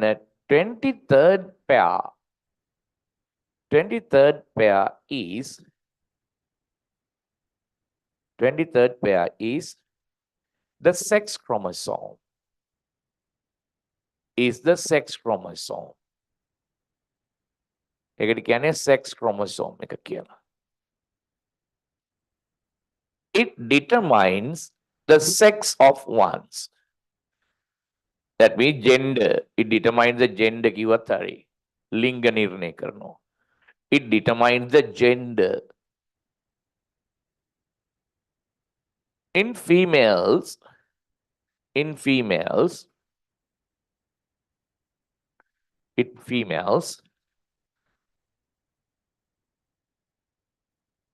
these two chromosomes, in females, these two chromosomes identical. ඒක සමානයි. In females, these two chromosomes are identical. සමානයි. They are given as XX chromosomes. They are given as what අකුරෙන් ලියන්න. XX chromosome. Female නම් XX තියෙන්න ඕන.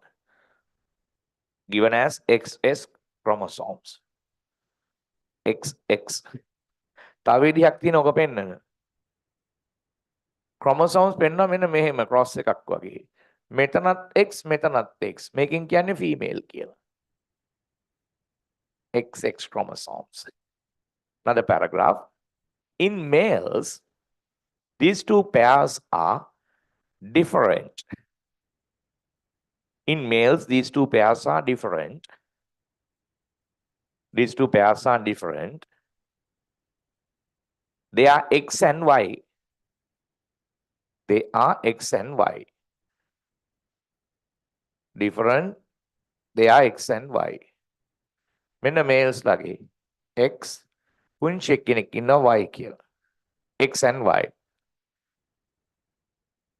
This X chromosome is similar to the female one. This X chromosome is similar to the female one.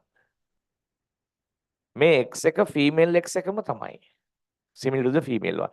ලියලා පෙන්නන්න female male අයගේ මේ 23 pair එක තියෙන විදිය මේ female මේ males. මේ Y කියන එකට cross එකක් අන්න දෙලා නැහැ. හරි? නිකන් ඉරක් තියෙන්නේ. Small පොඩි. ලියන්න දෙන්නේ නැති වුණාට මතක තියාගන්න. Y chromosome is smaller than the X chromosome. මේ ඔක්කොම chromosomes හඳුනගෙන ඉවරයි humans ලගේ. තේරුණාද? ඔය microscopic views තියෙන්නේ තනිකර. අතින් අදපුවා නෙමෙයි. අඳුරගෙන ඉවරයි මිනිස්සුන්ගේ තියෙන genes වර්ග සහ chromosomes.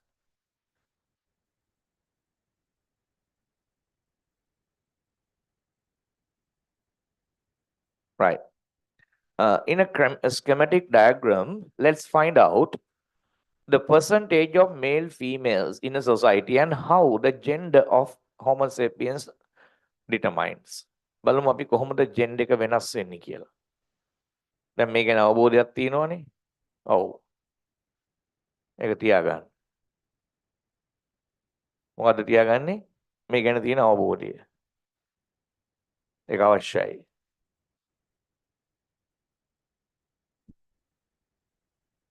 Parents, P. කෑ ගහන්න එපා. Mother. Father.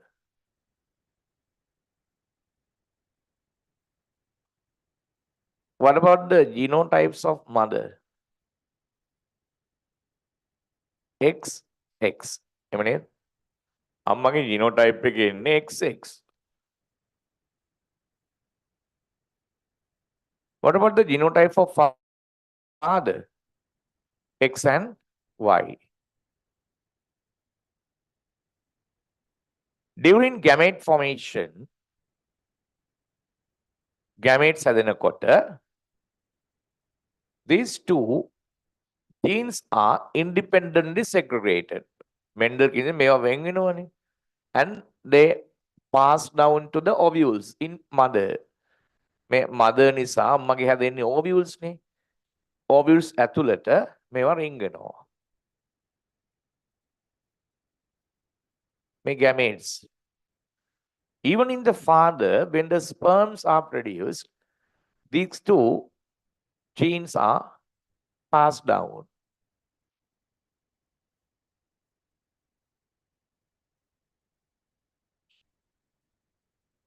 මේ තියෙන්නේ sperms father side නිසා මේ එතකොට ovules වෙන්න ඕනේ. Now the fertilization. If this ovule fertilize with that sperm during sexual reproduction, muesis, what is the result? Girl or a boy, male or a female? Capital X, capital X, female. It's a daughter. If this ovule fertilizes with the other sperm, now what is the result? X and Y. This time a boy is a male. And these two, once again, female, daughter. And finally, another male. XX, XY. Female, male. So what is the percentage of the possibility of getting a boy? 50%. 2 out of 4. හතරෙන් දෙන්නෙක් පිරිමි කියන්නේ 50% of percentage of being a male as well as female. So that is the sex determination of the society. කොච්චර කට්ටිය එක කතා කිව්වත් මේ society එකේ ගැහැණු අය වැඩි පිරිමි අඩුයි කියලා නෑ. Genetically ගත්තොත් සමානව ඉන්නේ ගැහැණු පිරිමි. තේරෙනවද? විවිධ හේතු නිසා බාහිර හේතු නිසා ඒක වෙනස් වෙන්න පුළුවනි. නමුත් genetically nature එකේ හදලා තියෙන්නේ ගැහැණු පිරිමි සමානව හැදෙන්න 50-50. පේනවද ඒකේ නැහැටි? ළමයි හතරක් ගෙන් දෙන්නේ එහෙම කියලා ඔගොල්ලෝ වැරදිලා තේරුම් ගන්න එපා. පළවෙනි ළමයා අනිවාර්යයෙන්ම ගැහැණු ළමෙක් කියන එක නෙමෙයිනේ මේක possibility. අර බෑග් එකක් ඇතුළට marbles දාලා රතු පාටයි කොළ පාටයි marbles දාලා අහක බලන බෑග් එක marble එකක් ගත්තොත් පළවෙනි එක red වෙන්නත් පුළුවන් green වෙන්නත් පුළුවන්. අපි දන්නේ නැහැ ඒක. එහෙම කියලා පළවෙනි ළමයා ගැහැණු දෙවෙනි ළමයා පිරිමි ඊට පස්සේ ළමයා හදගෙන නැවැත්තුවා. එහෙම බෑනේ. එහෙම නැත්නම් පළවෙනි තුන් දෙනා හදන්න නැතුව අන්තිම එක හදනවා ඌ කොල්ලෙක් කියලා හිතාගෙන. එහෙම පුළුවන්ද? එහෙම බෑ. සමහර අයට මේවා ඔබතෝ කොටික ප්‍රශ්න. මම මේ බෝඩ් එකේ ළමයි හදන හැටි. පේනවද? ලියා ගන්න. female male percentage එක 50-50. එක පේනවා. F1 gametes P parents. Sex determination. 2 females and 2 males. 50-50 percentage.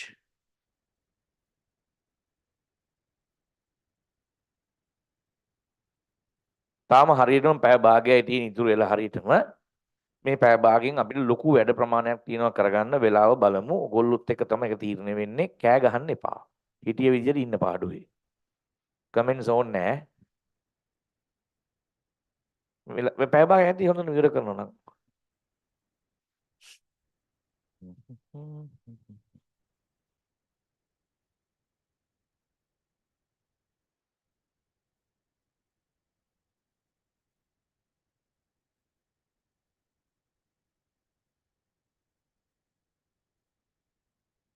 බලන්න මේ පැය 3ට කොච්චර දේවල් ඉගෙන ගත්තද කියලා ඔයගොල්ලෝ.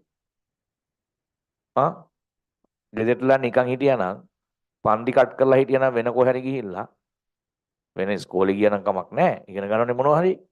නැතුව මට බැන බැන ගෙදරටලා හරි එකා හැමදාම එක්ස්ට්‍රා ක්ලාස් දානවා මොන කරදරයක්ද කියා බැන බැන හිටියානම් මට කවන්නේ නැහැ ඉතින්. මට මොකෝ මගේ ඇඟේ වදිනා යවුවා.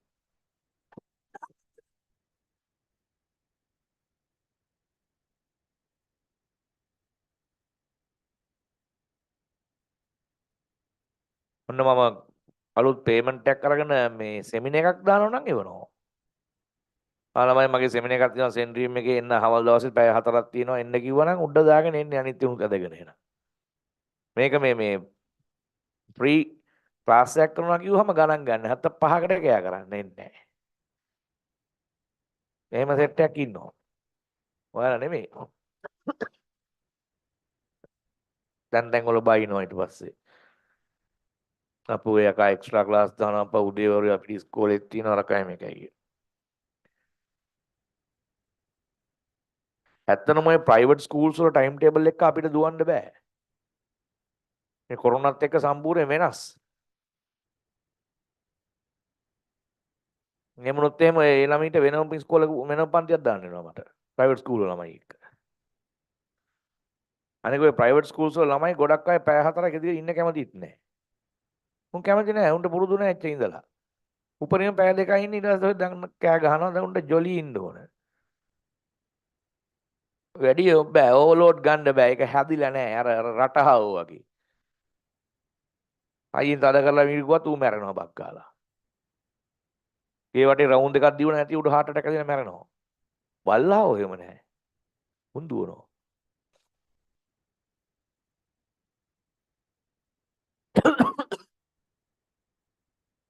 ගොඩක් ප්‍රයිවට් ස්කූල් ළමයි එහෙම තමයි නිකන් හදලා තියෙන සීනි බෝල වගේ. අය කිසිම දෙයක් දරා ගන්න බෑ.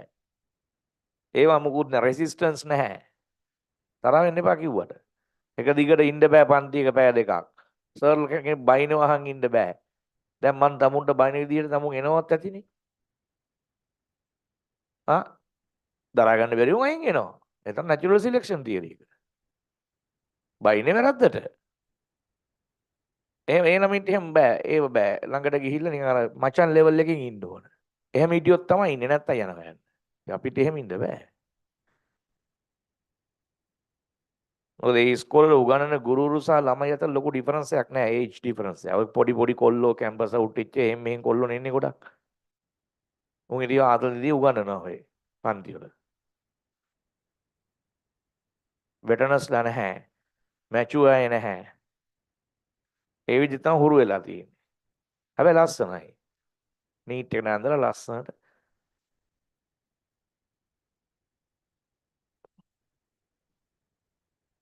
right. next. පේනවනේ සොසයිටි එකේ ඉන්න ඕන විදිය 50-50. එන එක කෙනා කියනවා ඉස්සාල කරන්න එපා. එක පිරිමියට ගෑනු 4 දෙනෙක් ඉන්නවා. ගෑනු ප්‍රමාණය වැඩි. ඒවා බොරු කතා. 50-50 තියෙන්නේ. හරි.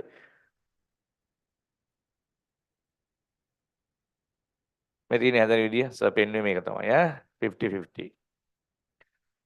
Right. We come to the last lesson of this unit because the last lesson in your textbook it has been removed from the syllabus now. Okay, අන්තිමටම තියෙනවානේ මේ applications of genetics කියලා ඒකට සම්පූර්ණ ඉවත් කරලා තියෙනවා syllabus එකකින්. ඒක අවශ්‍ය නැහැ. හරි? ඒ වගේ එන්නේ නැහැ. Write the topic human inherited disorders. Human inherited disorders. Inherited. ආවේනික රෝග. පරම්පරාගත වෙන රෝග. හොඳ කරන්න බැරි ලෙඩ. Some are fatal, some are common.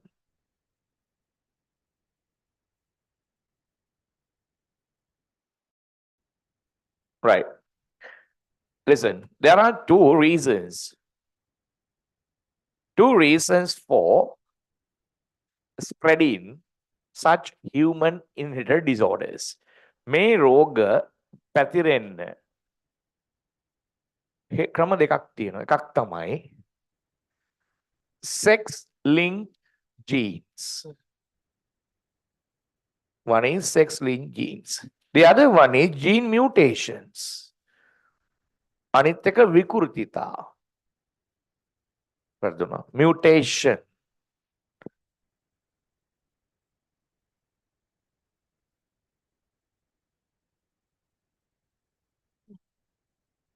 Mutations කියන්නේ either DNA or chromosomes will be damaged when they exposed to harmful rays like gamma rays, X-rays. The part of chromosomes can be broken. DNA nitrogenous base pattern is changed. Part of DNA is replaced by another DNA. Those are mutations. The agents of mutations are harmful races and poisonous organic chemicals like carbon tetrachloride and the heavy metals like mercury, cadmium, arsenic. And sometimes mutations occur spontaneously. ඉබේ සිද්ධ වෙන්නත් පුළුවන්. ගොඩක් වෙලාවට mutations එනවා spontaneously. Ultraviolet rays වලිනුත් එනවා. UV rays වලින්. ඒ කොහොම හරි original gene එකට වැඩිය වෙනස් නම් daughter gene එක. ඒකට කියනවා mutate එකක් කියලා. That mutation goes to the next generation. ඒක යනවා ඊළඟ පරම්පරාවට. Then the daughters, their sons also suffered that disease. Albinism is one of them. There are albino families, villages in our country. බලන්න ඇල්බිනෝ අයගේ ගම්මාන පිටින් තියෙන්නේ සම්පූර්ණයෙන්. ඇයි? ඒගොල්ලෝ මැරි කරන්නේ ගොඩක් ඒගොල්ලන්ගේම කට්ටිය. එතකොට හැදෙන දරුවන්ටත් ඇල්බින්. ඒ ළමයි ආයෙ මැරි කරනවා ගම් එකම ගම් තියෙන්නේ. ඇල්බිනෝ අය ඉන්න. ඒගොල්ලන්ට වෙන කිසිම ඉෂුව එකක් නැහැ. තියෙන එකම ප්‍රශ්නේ තමයි ඔය unusual white color එක. ඒකෙන් ඒගොල්ලන්ට මං කිව්වා අවුවේ ඉන්න බෑ, වැඩිය මහන්සි වෙන්න බෑ. එහෙම තියෙනවා ලයිෆ් ස්පෑන් එක පොඩක් අඩුයි. එහෙම තියෙනවා කනතුට. ඒක හේතුවක්. මොකක්ද මේ පළවෙනි එක sex linked genes. Just before I mentioned the Morgell's experiment. Morgan found linked genes.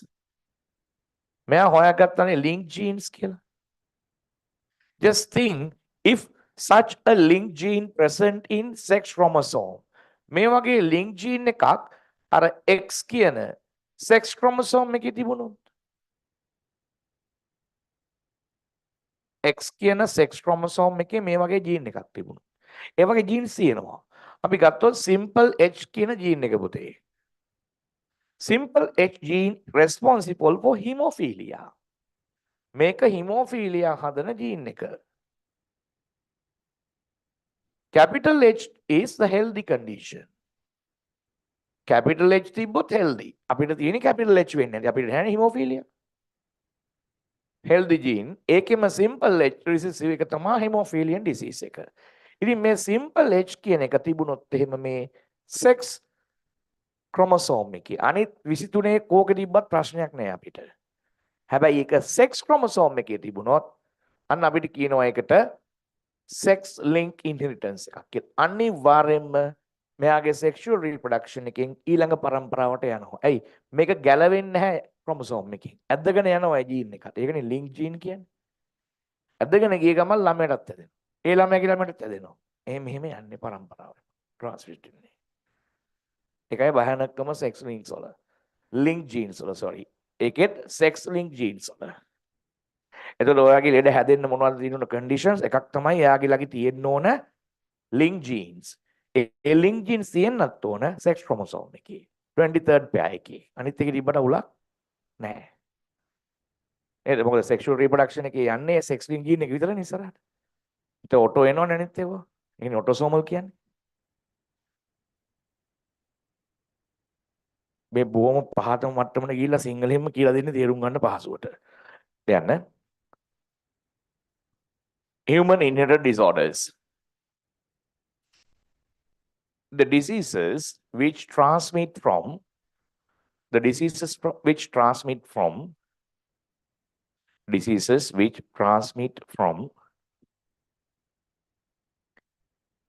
from one generation to next.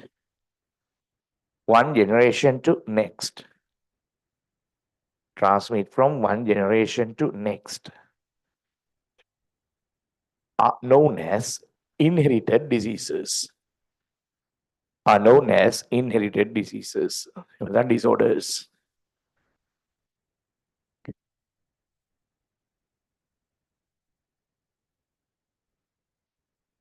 There are two reasons for spreading those diseases.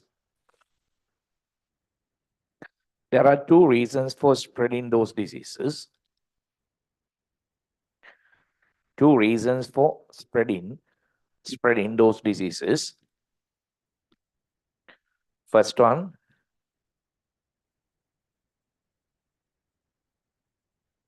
First one. Link genes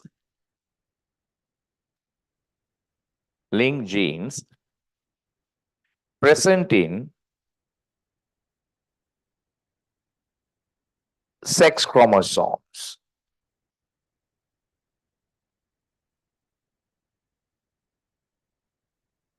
Link genes present in sex chromosomes.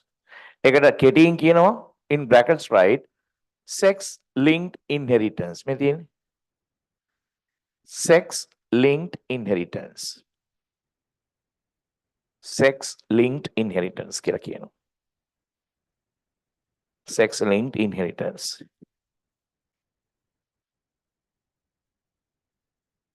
ඒ කියන්නේ කතා කරලා mutations වලට යමු නේද? ඉවරයින එකක් right?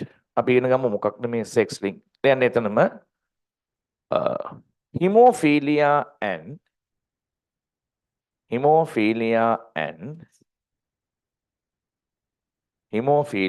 and color blindness. මෙන්න hemophilia. ලියන විදිය බලන්න. Hemophilia and color blindness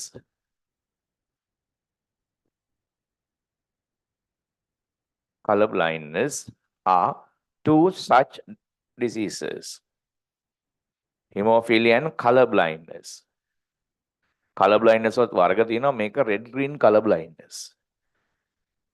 වර්ණ අන්ධතාවය. රතු කොළ වර්ණ අන්ධතාවය. Hemophilia and color blindness are two such diseases or such two diseases. Right. Then write the subtopic hemophilia. Hemophilia. ඒක මාරාන්තික රෝගයක්.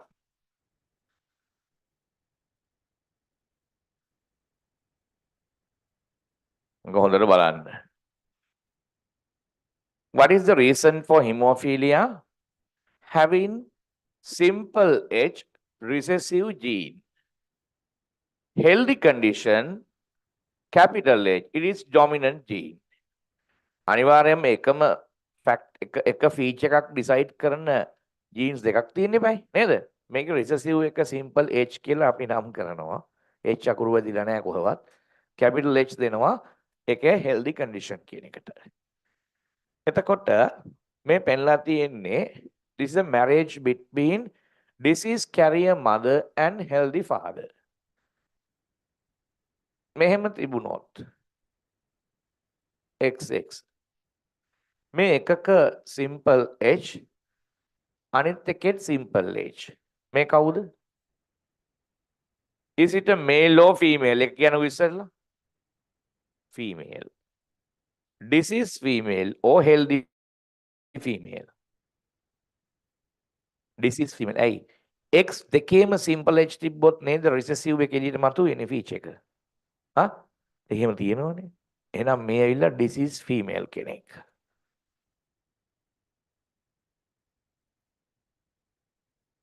මේවා සමහරුන්ට හරි සුළු දේවල්. හැබැයි මෙහෙම අය නැහැ කියලා කියනවා society එකේ. ගොඩක් අඩුයි කියනවා. එහෙම අය හිටියොත් then they will die during the first menstruation.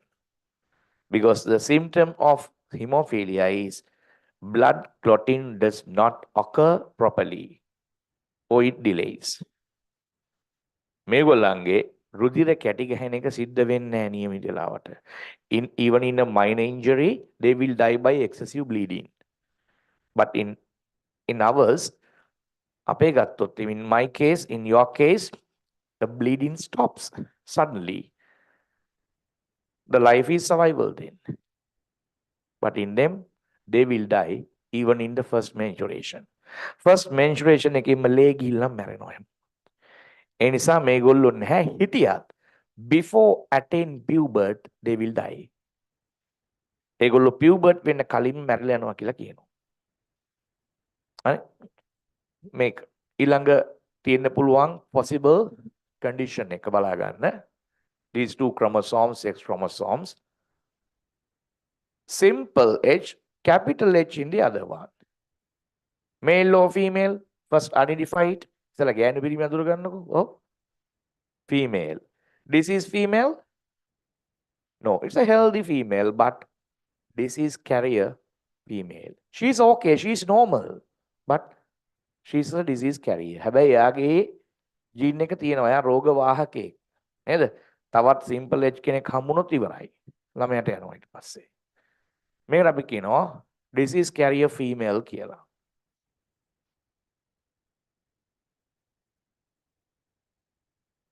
Disease carrier female. තව ඉන්න පුළුවන් females නම් මෙහෙම. මේ සමාජයට ඕගොල්ලෝ වෙන්න පුළුවන්. Male or female? Female. Disease? No. Disease carrier? No. Then what is it? Healthy. Healthy female. හැබැයි ඕගොල්ලන්ගේ මට හරියටම කියන්න බෑ healthy female ද disease carriers ද කියලා. ඕගොල්ලෝ අතර disease carriers ලා ඉන්න පුළුවන්.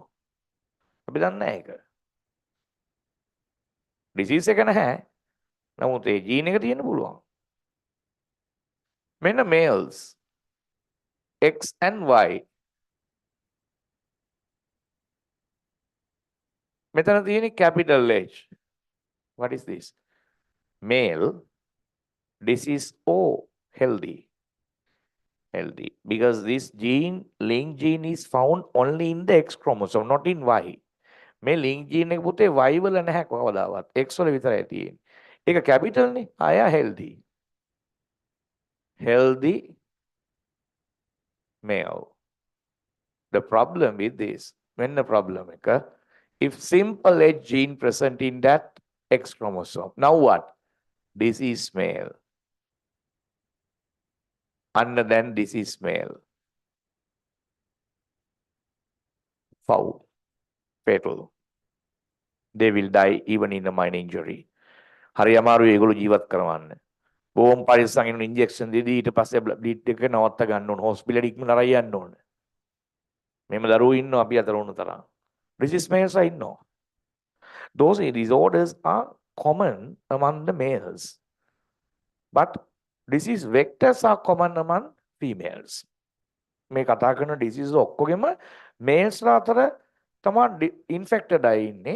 females ලා ඉන්නේ ගොඩක් disease vectors ලා, carriers ලා.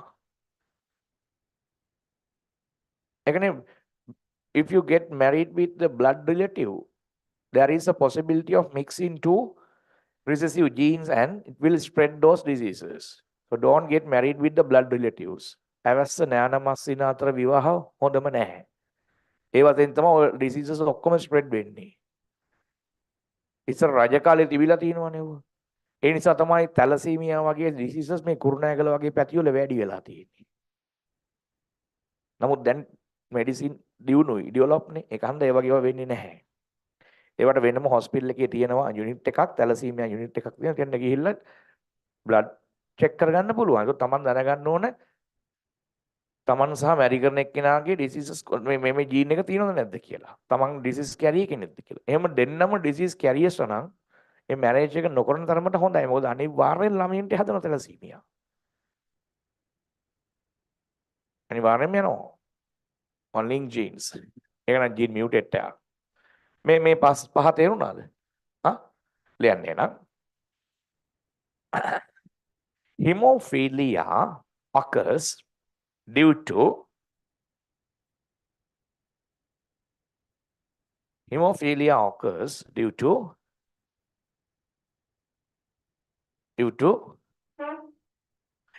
X-linked recessive gene. X-linked recessive gene. X කියන එකේ තියෙන recessive gene එකක්. X-linked recessive gene.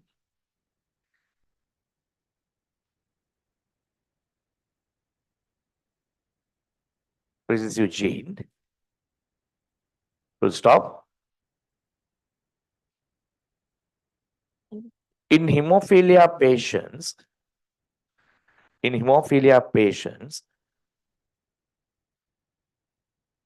blood clotting do not occur properly. Blood clotting do not occur properly. Blood clotting do not occur properly. They will die even in minor injury by excessive bleeding. They will die. They will die even in minor injury. පුංචි තුවාලකදී වුණත්. Even in minor injury due to excessive bleeding. වැඩිපුර ලේ ගිහිල්ලා මැරෙනවා dehydrate වෙලා. Even in minor injury.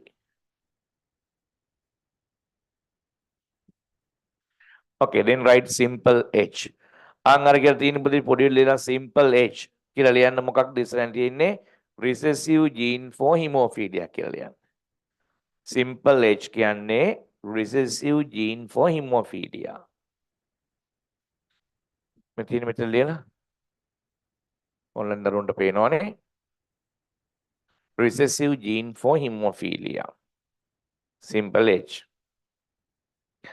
Then write capital H, dominant gene of the recessive gene for hemophilia.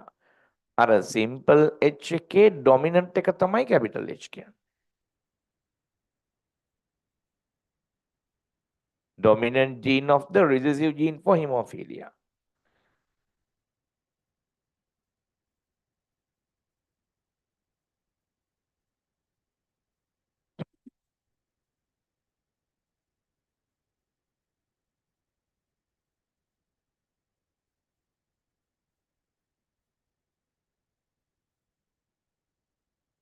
ඒක තේරුණාද? ඊළඟ මේ conditions පහ ලියාගන්න. මෙහෙම හිටියොත් කවුද? මෙහෙම හිටියොත් කවුද? මෙහෙම ඔයගොල්ලෝ අයි තියන්නේ කොතෙන්ද? අපි නම් අනිවාර්යෙන් මෙතන. මොකද අපේ ඔය disease carriers නැහැනේ. අපේ එක්කෝ disease එක්කෝ health එච්චරයි. හරි? ඔයගොල්ලන්ගේ දෙකක් තියෙන්න පුළුවන්. පළවෙනි වර්ගේ නැහැ කියලා කියන්නේ ආ. නැහැ කියලා කියනවා හිටියත් පියුබර්ට් වෙන්න කලින් මැරෙනවා. ඒගොල්ලෝ. වැඩි වියටපත් වෙන කලින් ඒ ගෑනු ළමයි මැරලා යනවා. හිමෝෆීලියා.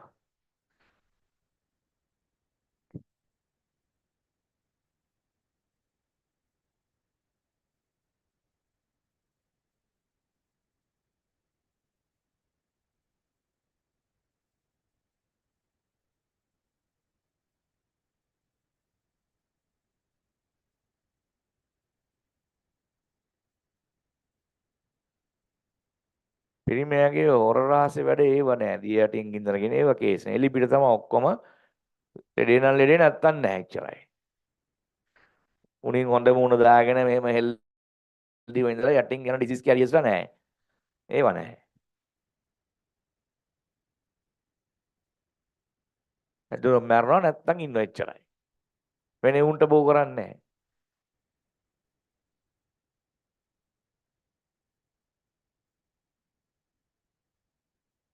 ජෙන්ටල්මන් කියන්නේ ඒකනේ.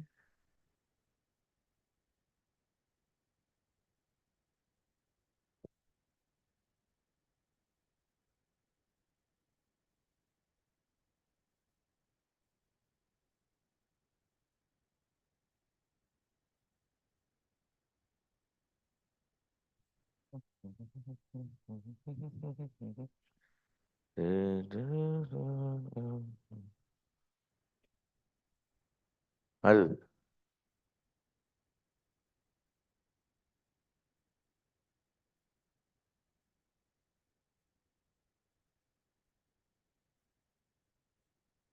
පැහැදිලිව ලියා ගන්න කන්ඩිෂන්ස් පහ.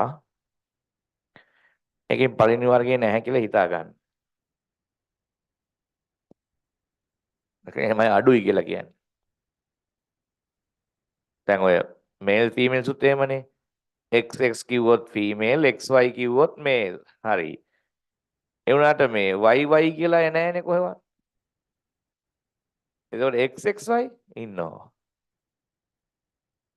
එමයි ඉන්නවා. එමයිගේ පොඩ්ඩක් මේල් කැරක්ටර්ස් වැඩි යා. එමයි ඉන්නවා සොසයිටි එකේ. ඒත් එක්කම ඔකේ අනිත් පැත්තක් තියෙනවා. XXY ඉන්නවා. XXX උත් ඉන්නවලු. ඒගොල්ලන්ට කියනවලු සුපර් විමෙන් කියලා. සුපර් විමෙන් තමයි ක්ලියෝපැට්‍රා කියන්නේ සුපර් විමෙන් කෙනෙක් කියනවා. නූතන සුපර් විමෙන් කෙනෙක් කියලා කියනවා කවුද මේ අර රිංග කෙනෙක් ඉන්නේ ඇක්ටර් සිංගර් ලස්සන ලේඩි කෙනෙක්. කවුද මේ? Jennifer Lopez. Jennifer Lopez කියනවා ඒගොල්ලෝගේ සුදුම හැකියාවන් තියෙන්නේ කියලා. Jennifer Lopez. ලස්සනයි අති ලක්ෂණයි. XXX කියලා කියන සුපර් විමන් කියලා. සුපර්මෑන්ලා නැහැ. සුපර්මෑන්ලා ඉන්නේ කාටුන් වල චිත්‍රපටි වල විතරයි. ලංකාවේ ඉන්නවා සුපර්මෑන් කෙනෙක්.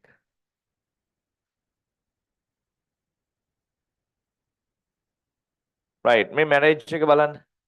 The marriage between carrier mother and healthy father. දැන් තාත්තා දන්නේ නැහනේ අම්මා disease carrier කියලා ඉතින් බැනගත්තා. හරිද?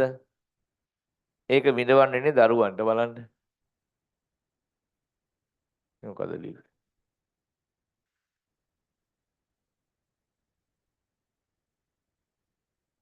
Carrier mother. Disease carrier mother. Marriage with healthy father.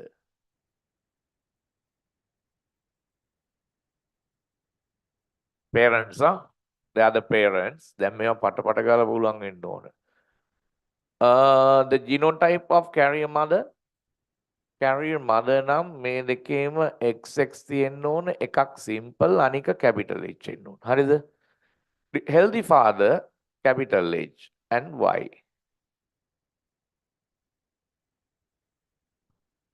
Gametes independently segregated.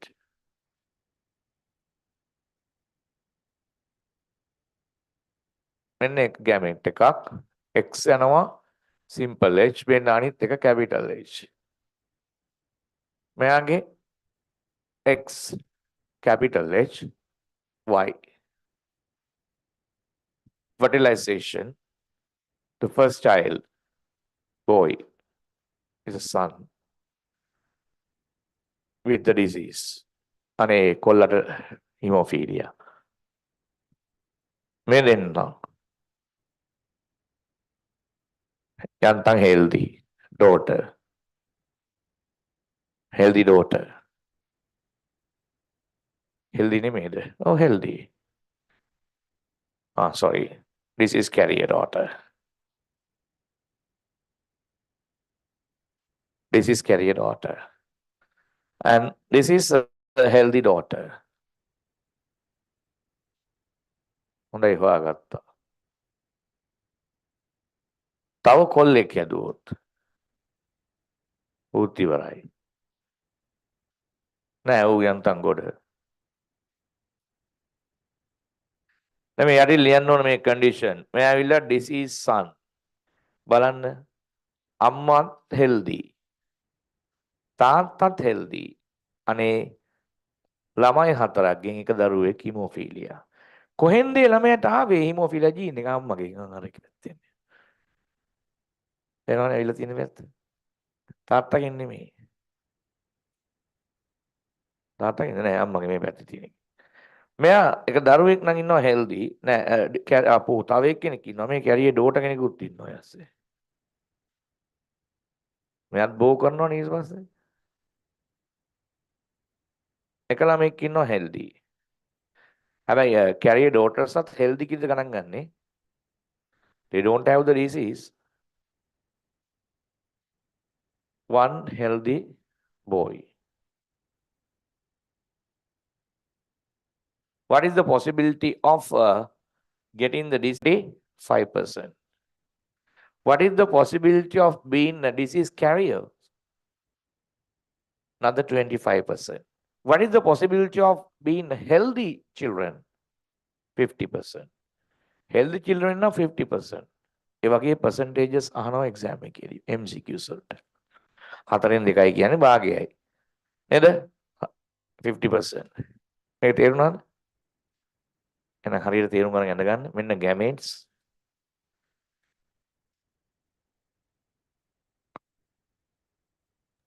මන්ට විනාඩි 5ක් 10ක් ඕන. මොකද මේ link X sex link genes කියන එක ඉවර කරන්න තව එක disease එකක් තියෙනවා color blindness. ඔය වගේමයි. ඒක ඉවරනම් මම නවත්තනවා. ඊට පස්සේ mutations විනාඩි 10ක් විතර තියෙන ඒක අනිත් දවසේ කියලා දෙන්නම් නේද? ඔයගොල්ලෝ ඉතින් බලන්න නැති කට්ටිය. 12 තැන කිව්වේ ඔයගොල්ලෝ.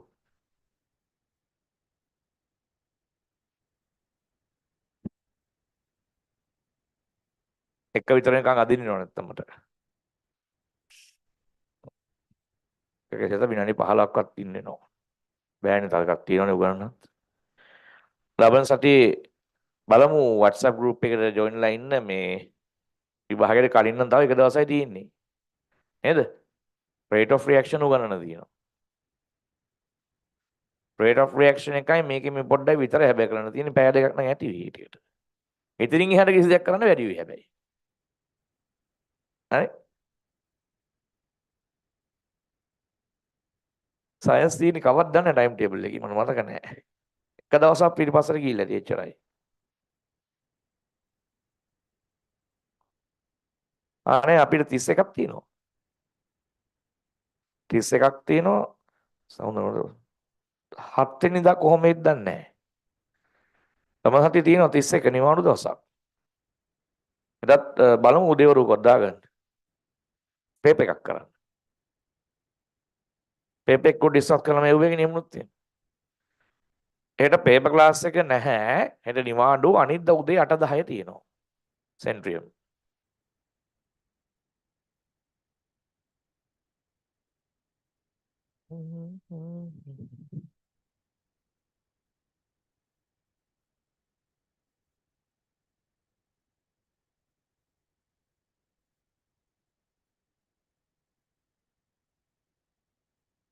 අපි ලබන සතියේ 31 නිවාඩු නිසා උපරිම ප්‍රයෝජන ගමු. හවස් වරුවේ බැයිද පුතේ මේ දැන් ඔය ඉන්ටර්නැෂනල් ස්කූල් ළමයි ස්කූල් නිසා සාමාන්‍යයෙන් 2 ඉඳලා එකේ ඉඳලා බැයිද 4:00 විතර එක. ආ එතකොට වැඩේ ඉවරයිනේ. පැය 3ක් විතර 1:04. සුමේසෙන්නේ 4:00 ඒ නිසා ඕනනම් 1:00 4:00 උදේ දාන්න නැතු. රෑ පන්ති නැතු. ක්ලාසස් තියනවාද ඒ වෙලාවට වෙන්නේ නැහැ. උදේ තියමු නේද? නැත්තම් රෑම තියමු. මම බැලුවේ එදා 9:00 ඉඳලා ඒකත් මහ වදයක්. රෑ තිස්සේ මෙතන සෙනඟ පිරලා මේ ගමේ උණු බලනවා පිසුද කියලා. මට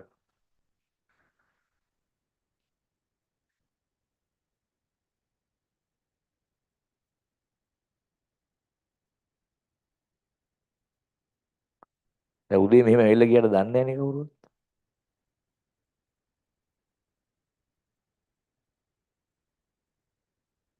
Finished? Shall we learn the color blindness?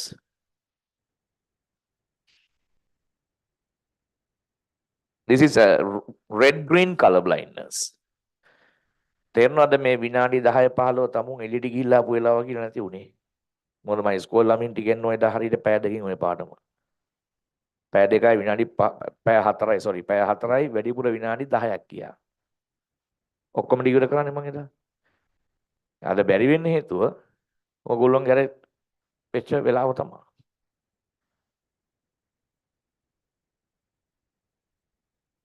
මම මුකුත් කියන්නේ ගියේ නැත්තේ මොකද බඩගිනි ඇතිනේ. ඒ වෙලාවට කරන්න තියෙන්නේ එළියට ඇවිදින්න යන්න නෙමෙයි. ගෙදරින් මොනවාරි ෂෝටිස් මොනේ අරන් ඇවිල්ලා මෙట్లా කාලා යන එක. කාලා අර ටේබල් එක උඩ shopping එක දාලා යන එක තමයි කරන්න තියෙන්නේ. අදත් එකෙක්ගේ shopping එකක් මං ඇද්දේ සුදු පාට එකක්. ඩස්බින් එකක් තියෙනවා කියලා පෙනි පෙනි එතන දාලා යනවා කියන්නේ මොනතරම් මෝඩයෙක්ද කියන්නකො. මෝඩෙක්ව මෝඩියෙක්. මං දැක්කේ නැහැ කවුද කියලා.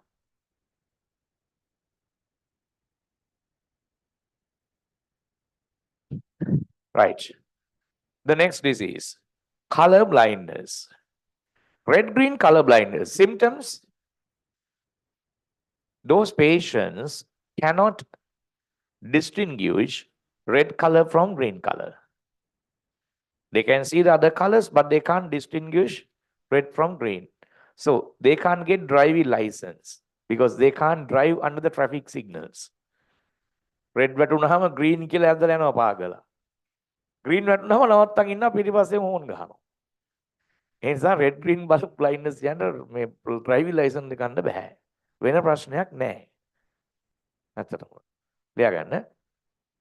Another disease of sex-linked genes, color blindness, red green. මේකත් පිරිමෑට තමයි වැඩි කියලා කියනවා. ඒකනේ හරියට කාන්තාව තෝරගන්න බැරි. අහුවෙන්නේ ගොඩක්. දැන්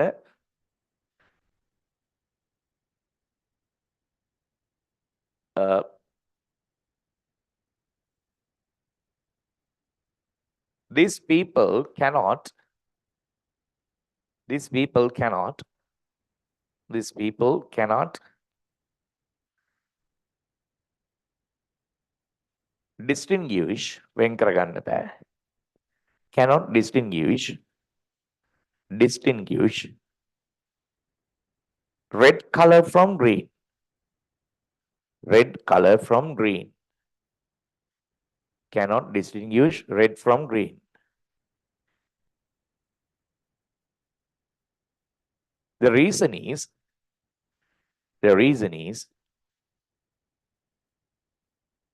recessive gene in X chromosome. එම කිව්වම දැන් තේරෙනවනේ. The reason is recessive gene in X chromosome.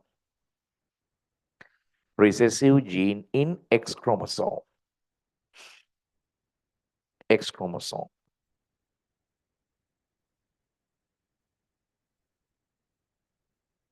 Right. අපි ඉස්සෙල්ලා වගේම possibilities එක ලියමු.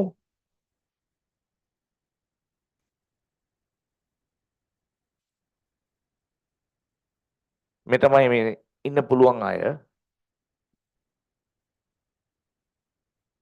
මෙන්න ඒත ලින්ක් එක ජීන් එක ලියන්න. මොකද්ද සාමාන්‍යයෙන් අපි ගන්න ජීන් එක simple C. Simple C තිබුණොත් recessive gene for hemophilia. For color blindness. Recessive gene for color blindness. Healthy condition නම් තියෙනවනේ capital C. Capital C ලියන්න. Dominant gene for simple C. C කියන එකේ dominant. ඒක තමයි healthy condition.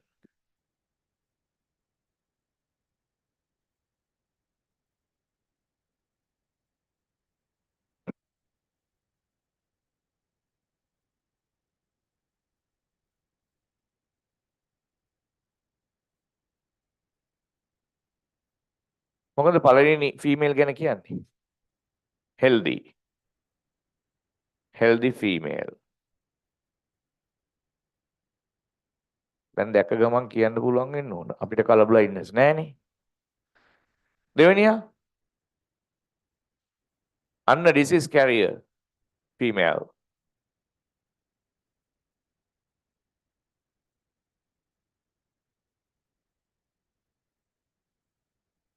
Disease carrier female. දෙන්න මේ තව ඉන්න පුළුවන්ද? මෙහෙම අය නැහැ කියලා කියනවා. බැරි වෙලාවක තමුණු කොහෙන් හරි. මේ ඇවිල්ලා disease female. මෙහෙම අය නැහැ කියලා කියන්නේ.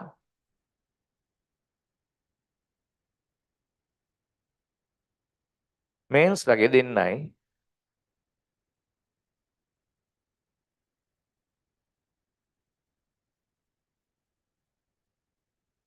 The first one having capital C, second one simple C. ඔයාලට පේනවද ඇයි වැඩිපුර පිරිමෑට මේ ලෙඩ හැදෙන්නේ කියලා?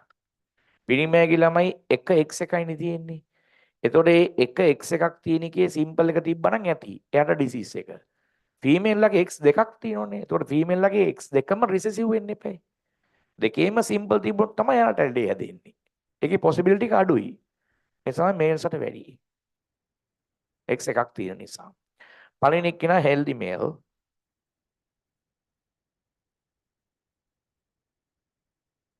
දෙවෙනි කෙනා disease male.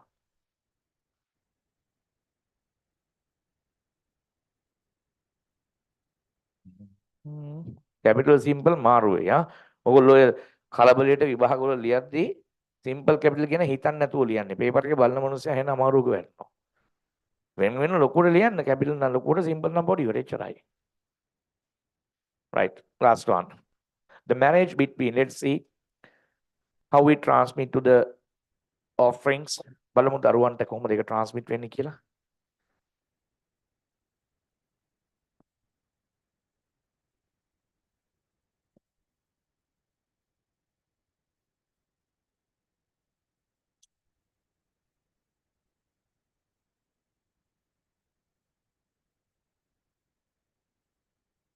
මට කියන්න පොතේ දීලා තියෙන මැරේජ් එකේ කවුද ඉන්නේ ෆාදර් කවුද මදර් කියලා? ඔව්. This is mother. This is mother getting married with. This is mother. This is female married with healthy male ද නැත්නම් ඔව්.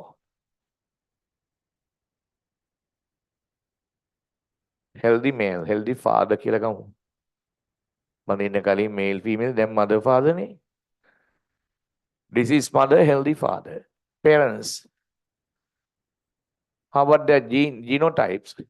How to write this is mother? 2x have simple C. දැන් ඉතින් මම ලියනකන් ඉන්න එපා. උත්සාහ කරලා බලන්න simple C තියෙන්නේ දෙන්නගේ.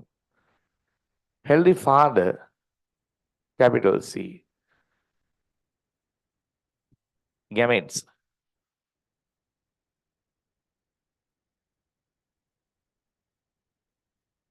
In one gamete, simple C. The other one also simple C.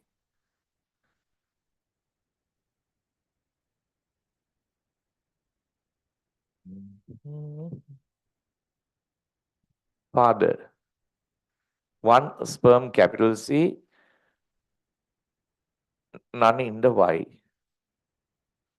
Y කියන එකේ නැහැ. X එකේ විතරයි තියෙන්නේ.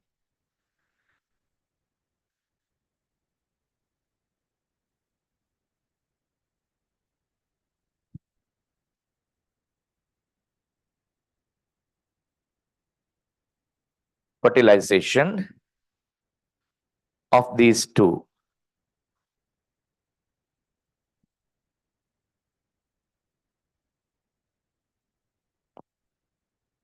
Now, the first one is a male son.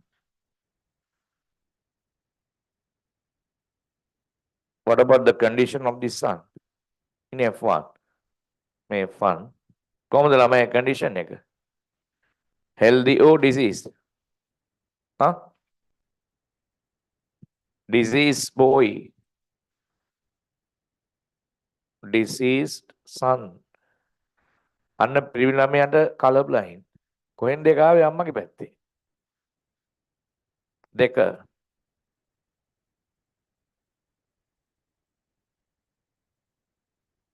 Capital T, simple C.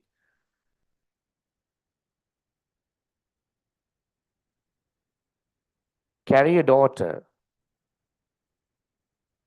අහුවෙන්න එපා.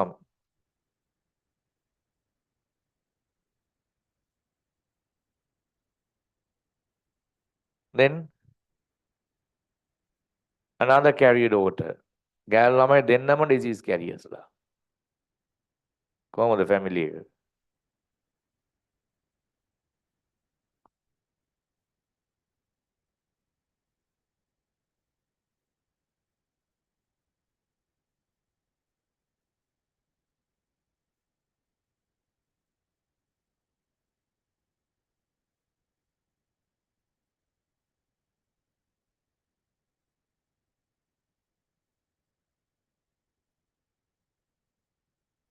Simple C.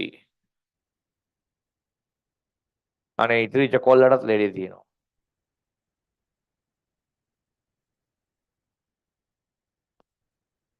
බලන්න මේ family එක වෙච්ච වැඩේ. ළමයි හතරක් ගත්තොත් දෙන්නෙකුට හිමියෝෆීලියා, කොල්ලෝ දෙන්නටම, කෙල්ලෝ දෙන්නම disease carriers ලා.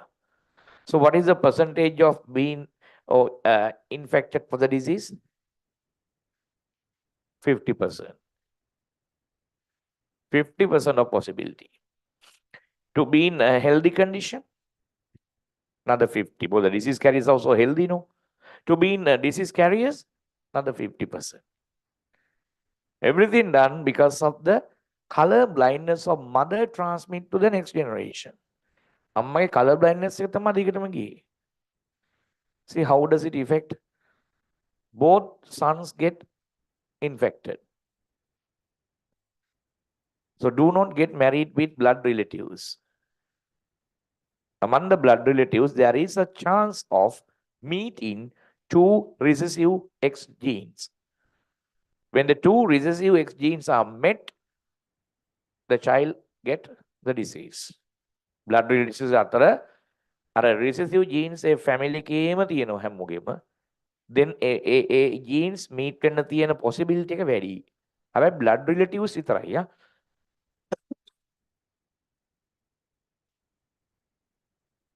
We have no time to teach mutations. Albinism, thalassemia, two important diseases caused by mutated genes. I'll teach it next week. ලබන සතියේත් මට හිතුනොත් මං උදේවරුේ පන්තියක් දානවා. පැය 4ක් මනම් ඕනේ නැහැ. එහෙම නැත්නම් හවස සාමාන්‍ය ලාවට තියෙනවා. පේපර් ක්ලාස් එකක් තියෙන නිසා පේපර්ස් කරන්න ඕනෙත් නැහැ ඇත්තටම. පේපර්ස් කරන්න වෙලාව මදි. පේනවනේ? කොච්චර ඇද්දද මම. හැබැයි ෆිසික්ස් වලට තියෙනවා කයිනටික් එනර්ජි, පොටෙන්ෂල් එනර්ජි කියලා පොඩි කොටසක් තියෙනවා උගන්නන්න තව. උදේ ක්ලාස් එකට කැමතිද? පැය 3ක් විතර කරනවට දෙකකට මදි. එමුණුත් උදේ ක්ලාස් එකක් දානවා අපසතේ. right අපි රෙකෝඩින් එක එවන්නම් මම මගේ වෙබ් පේජ් එකට. So thank you very much for being with me more than 4 hours. Okay, you may go.